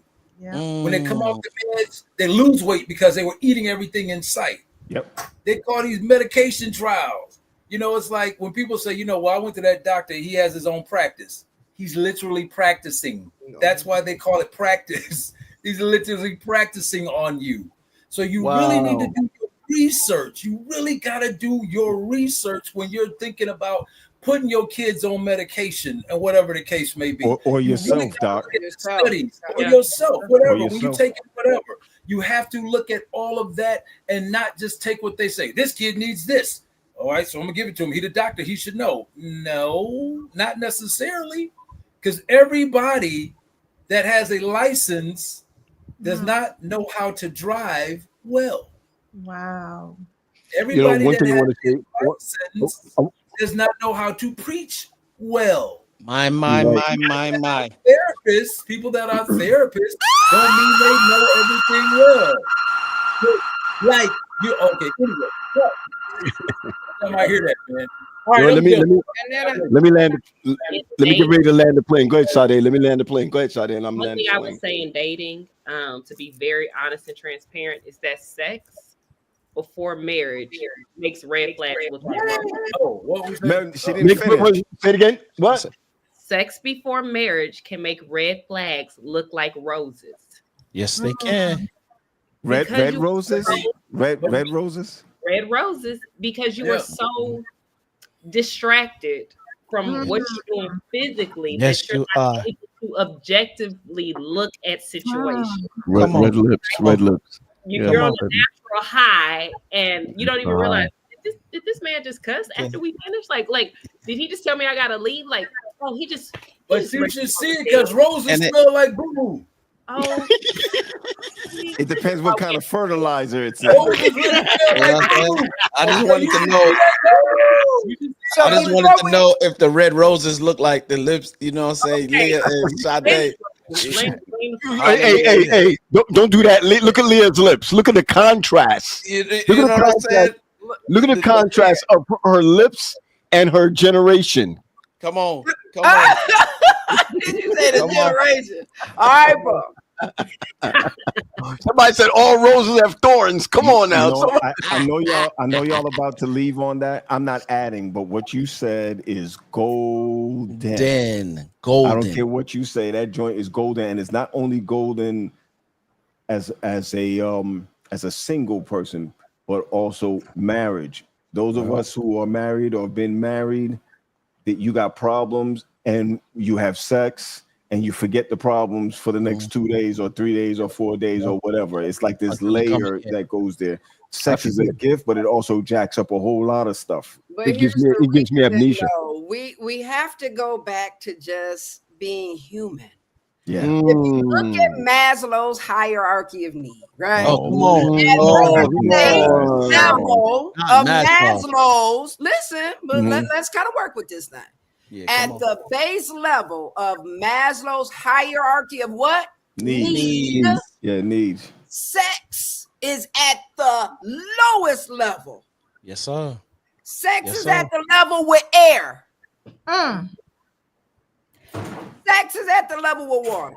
Keep that lotion close by. Listen. So when we look at this thing from a humanistic perspective, yes, we have to know what we are hungering for. We have to know what the deficit is in our lives. That's why we seek after it. You're right. Look, if I see some Johnsons and Johnsons, I'm sending y'all to prison. You out of here. Hey, I mean, Pat, but to the Pat, point, do you have your jerkins? Oh, wow. Wow. I mean, Period. I'm so done. But to the point, Pastor Graham, you know, Which one? Which either one? one, I think we have to. Because sometimes you need a glove. Oh, what is happening? That's a little rough. That's a little rough. That's a little rough. But I as got you my glasses on to hear right. What is happening now? I don't. Okay, no. I never know It's what's happening. unscripted, Mina. We keep. Look at Lisa, Pat. Lisa said no. But I think we have to talk about one day about how when you're single or even if you're married and sex is not on the table, right? That is a need that we have some people have things happen where their spouse is not able to perform for them sexually. Sure. So when we think about that, how do we function when that need is not met? Listen, I get fed pineapples at home. I'm hearing watermelon. Like I've heard pineapples. I've heard pineapples. This is the shameless plug. I'm not supposed to have sex because I ain't got a ring on my finger. So what am I supposed to do? exactly. Because it is a basic, fundamental, physiological need that the body craves. It's true. Oh, Jesus. Does it? TJ said, look at it. It's true. My husband and I were serious about no sex before marriage. So we didn't skate over red flags. It was a struggle, but we survived the 4 years. The 4 years? Wait a minute, sis. 4 years? Yo, listen, the Bible says it's better to marry than to burn. And that's a whole lot of burning. But here's the thing, and that's what get people in jacked up relationships. That's true. Is that You're verse right there. Religion. That's what Sade was saying. That's what Sade was saying. Hey, listen, hold on. No. That's what I want. I want to close off on that. What is the pineapples thing? Am I a little? I was in the wrong show for a minute. I don't want to hear it from you, Sade. I don't want to hear it from you. I believe what they're saying is not just watermelon, that pineapples work just as well. They also help to enhance. Yeah. I would like to direct you to a product called Naturally E. Man, my good friend Quentin Cancer, you know what I'm saying? Sister Chapman is a proud recipient of the goodness of Naturally Man. She's smiling. She's smiling. She's smiling. You know what I'm saying? Shouts out to Quentin So, Cancer. Rhea, how's that working for you?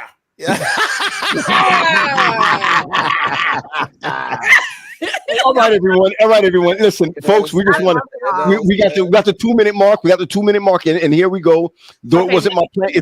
Let me do some commercials because we have a YouTube channel coming, everybody. Okay. Okay.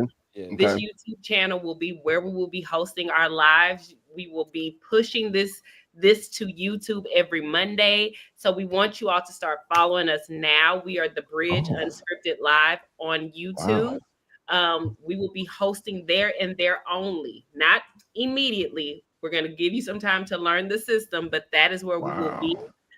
We also want you to share this with friends, families, people that you think would benefit from the conversation, and invite them to come on Mondays. We are here every Monday, 9 p.m. Eastern Standard Time. Not to mention, Sade, I'd like to also add to that is that if you would like to see the Unscripted gang in your town, in your city, please do us a favor and contact us, and Sade will be more than happy to send you a proposal. And we've already done this live. Oh yeah, I hear you. Go on. We've done it live in Maryland. It was a great success, and people have since been calling us and asking us to bring them to different places. But do know that there is a fee and a cost for it. I see somebody posting it up down there. P is already. That was the women's. I think that pic is from the women's session. Yep. Somebody asked me today. I think I think you guys are great. I honestly, and I really mean this. I think you guys are great. I remember when Paul first got on, I was like, "Give Paul Mondays, man." That's when you can't be doing that on Mondays, and he'd be just coming. Lisa Chan, I need y'all to come back to MD. I just think that we need something in our realm to be able to be free to speak. I think we've always been in a closed environment. To say it again. Free to speak. Free to speak. Yeah. To speak. I just wanted to share. I just wanted to speak. To speak. No, and I really mean that. I think that most of us, and most, especially the young version to us, they get into a lot of hot water because everything was taboo. Everything was taboo. And so I like this. I mean, it's missed tonight's session. Y'all Dr. V, yeah, just rewind. Yeah. Anyway, I was glad when they said unto me, let's go into the house. Paul, thanks. Y'all, thanks for waking me up. Because I just want to say something. This is not a show for just Christians. I just need to say that because I don't want people to think, oh, they're just talking about Jesus. We do talk about Jesus, but we also talk about real life situations that people are struggling with. And we agree Jesus and a therapist is needed. We've all agreed on that. You know, yeah, so I'm kind of, I got to admit to you guys, I've been kind of stuck on this TJ's conversation with somebody else. Yeah, but she's talking about how they stayed in hotel, how they went on vacation and didn't do nothing. Stayed in hotels and didn't do anything. She said, I highly don't recommend. They don't know how we made it. They're translated. They're either translated already going to the kingdom or they're liars. So it's either one or the other. She said, we struggled, but we had a lot of making up to do after marriage. LOL. No, not LOL. It's so my question for TJ, if TJ was in the room with us, would be, did you do other things though? Right, because I'm gonna be a fondler. I'm not saying. Y'all Why playing you bad. like Fiddler on the Roof? I'm gonna be a fondler. It's crazy. You good? Because if I'm fondling, we gonna smash. That's all I'm telling you. I'm just saying. See, listen. Don't warm the stove if you're not trying to cook. So Yes, I'm just trying to tell you. I'm trying to tell you. All If jokes if I fondle anything, we finna be naked. You know what I'm saying? I have dated for 3 years. No See, sex. listen to her. Listen to what she said. I've dated for 3 years, no sex. All right, since it's out there, what are these things that you speak of? I'm saying I've dated 3 years, no sex with her. Pat, three, yeah. Well, I Oh, don't know about three. Paul, you hear what he said? What's that, sis? I caught that. Patrick, I caught that. Why you gotta call me by my full government name? Patrick. What did he say? What did he say? No, I've dated for 3 years and had not had sex. With her. With her. Well, however you want to qualify it. I got it. Listen, Armina, I want to thank you for catching that. Oh, look at Liz. I was with him too. Yeah. Look at Liz. Come on, Terry. My goal is not to have sex in my next relationship, but that also means that the timetable is cut. Like really, like we ain't got as much time. Good luck with that.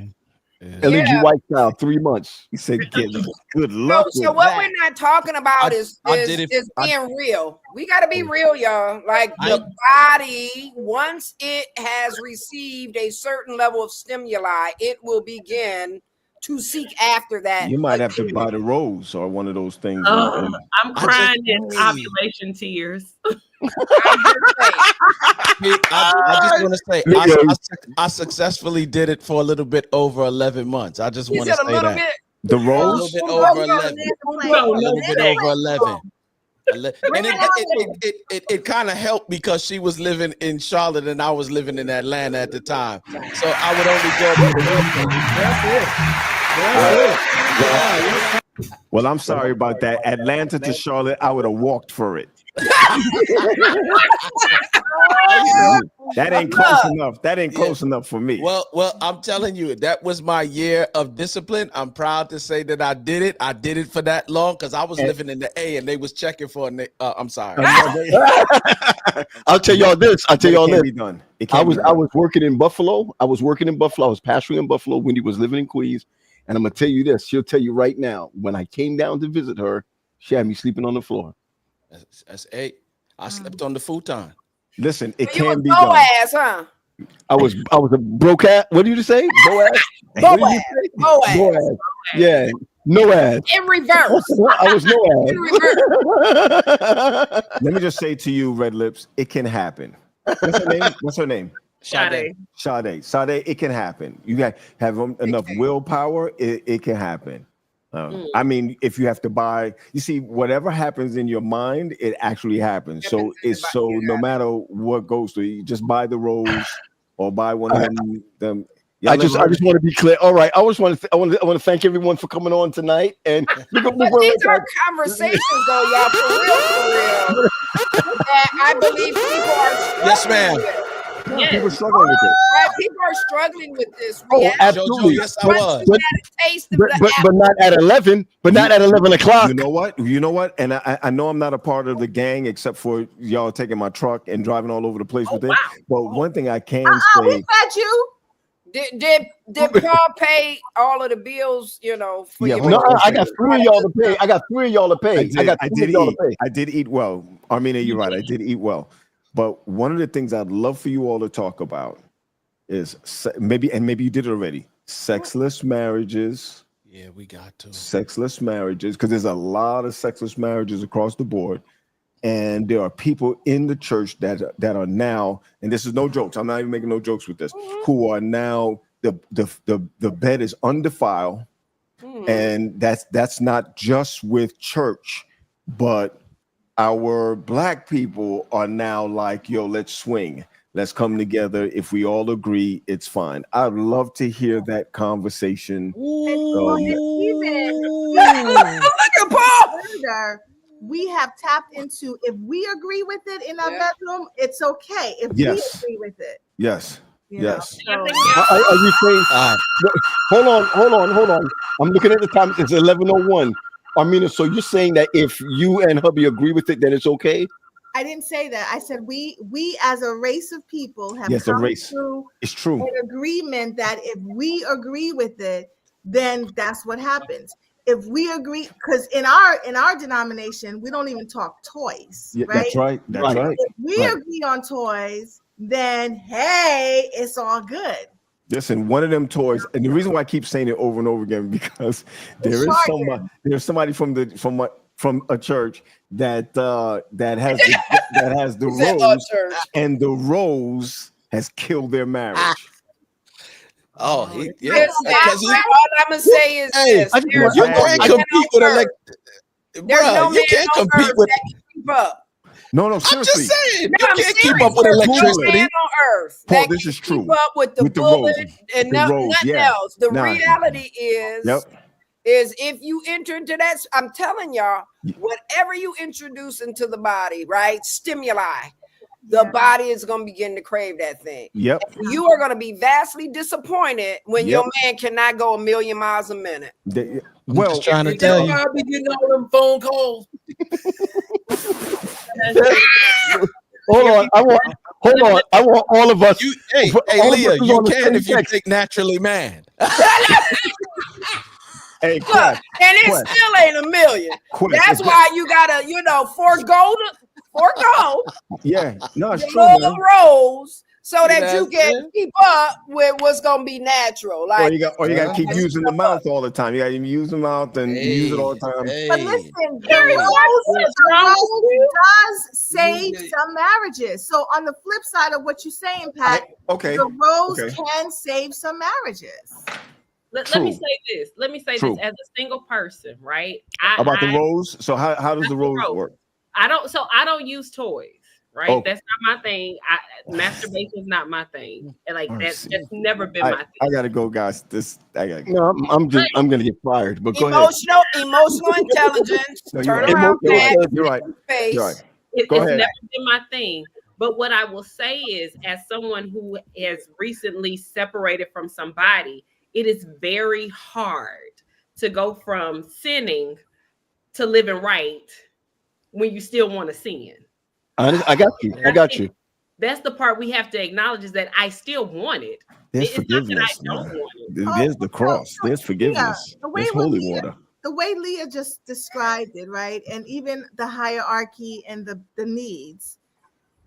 It's literally like you can't really just go from A to B. Like there's a detox that has to happen. There's some You know, you can't get just titration back. Yeah. Right, because the body craves it. When we're talking about that word craving, there are some things that come with that you just can't turn off. Even in marriage. It's not just being single, but even in marriage. I mean, I've been married for 30 years, and there's a lot that we have what you call it, experimented with, and nothing deep, but we've experimented, and then you say, I can't do that anymore, or I can't do this. Paul, come on, man. What does did he just put up a chicken? What is that? No, that's the role. Oh, I'm sitting up here like, what am I looking at? Okay. Good night. Look in the chat. Look in the chat. I missed it. I'm sorry. Right, that's what I was telling y'all. Y'all need to look. I was to Pat, you're not on this. I was telling him, look in the chat. And nobody was listening to me. Look in the chat. Put it in the chat. Put it in the I'm chat. I'm gonna tell y'all something right now. I gotta tell y'all this right now. We were doing pretty well. We were doing pretty well with people being on. The numbers just spiked. I just want y'all to know. The numbers just spiked. Because this is the real, right? As adult. Oh, look at my little niece sitting out Uncle Paul. Come on. But listen, let's go back to Maslow's. Let's go back to that low level. That lower level is hunger. Yes. Okay. And so if you are hungry for something, the body is going to get it no matter what. That's right. That's right. And that's why I wanted to you have that before you can even climb the ladder to being the best person that you feel you could be. If my husband goes through a deprived state, trust me, he is not the best. And he will let me know, look, if you want to get the best out of who I am as your spouse, break me off. Run it. That's I'll right. I'll clean a kitchen. I'll clean a kitchen. Yeah, turn it loose. I'll clean a kitchen. I'm telling you that right now. Good.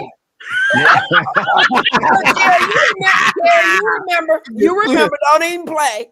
Listen, no, there's all jokes aside. I think that even in take the church out of it, our communities, we're starting to accept certain things in our communities that we have never accepted before. Yes, sir.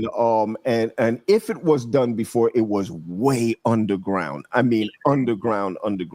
So all this thing that we're hearing about Diddy and all that stuff, it's been done it's been done. That's nothing new. It's only because he's black and is who he is why it's so big and out there like that. They do it everywhere, There's right? nothing new under the sun, sir.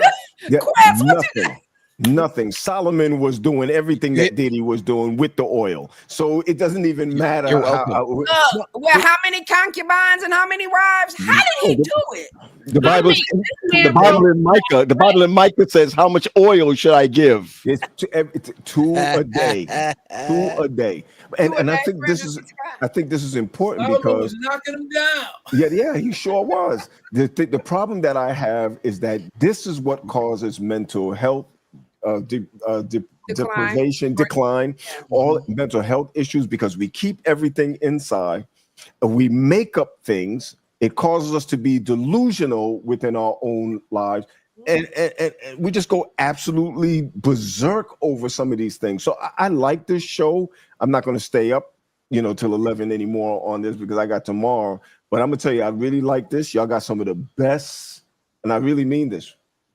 It's like the two of you on here. I'm not a school person. The three of you on here are people who I look up to when it comes to mental health and where I'm going with mental health. I think it's great. But I'm going to say we need more of this actually coming out of the pulpit, actually coming out of the streets, because we are dying inside. Everyone is dying. And so this is a good thing. Armina, great stuff.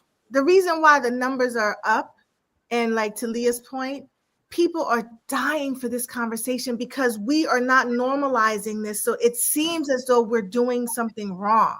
Like, if I have a rose, oh my goodness, I must be going to hell. Yes. Let's talk about it. I right? saw an And I want to say to her point too, Pete, it's not even so much that we got all the answers, but what Mina's saying is have the conversation. We're opening it up. Yeah. I was watching IG. I was scrolling through IG, and this girl, this is true. I don't know how to search for this, but she had the rose in her hand, and she took the rose and she threw it in the bushes. And she came out and she said, listen, everybody, That thing is demonic. It's demonic. I mean, really, she wasn't joking or anything. She threw the rose away. She was crying. She was like, I had to get it out my house because that's a demon in my house. Yo, let me tell you something. It goes both ways. We missed it, Armina, when we said that. One, it can help a relationship. Yes. On the other side, it could destroy a relationship. Yes. And this is the reason, Paul, come on. This is the reason why. Oh, my dude is in it. Yeah, with the ones on. With the ones on. Look, he is the rose. Yes, not a rose. And it's about emotional intelligence. All right, folks. I gotta close, man. I do gotta close. Wendy sleep already. We have to close. Wendy ain't thinking about you right now. She I'm up there getting prepared with the rose. Come on. Come on, Rose. And the thing is, Paul, can I say? And I call you Rose. My. I'm gonna call Paul. Like, Paul, what's going on? Another reason.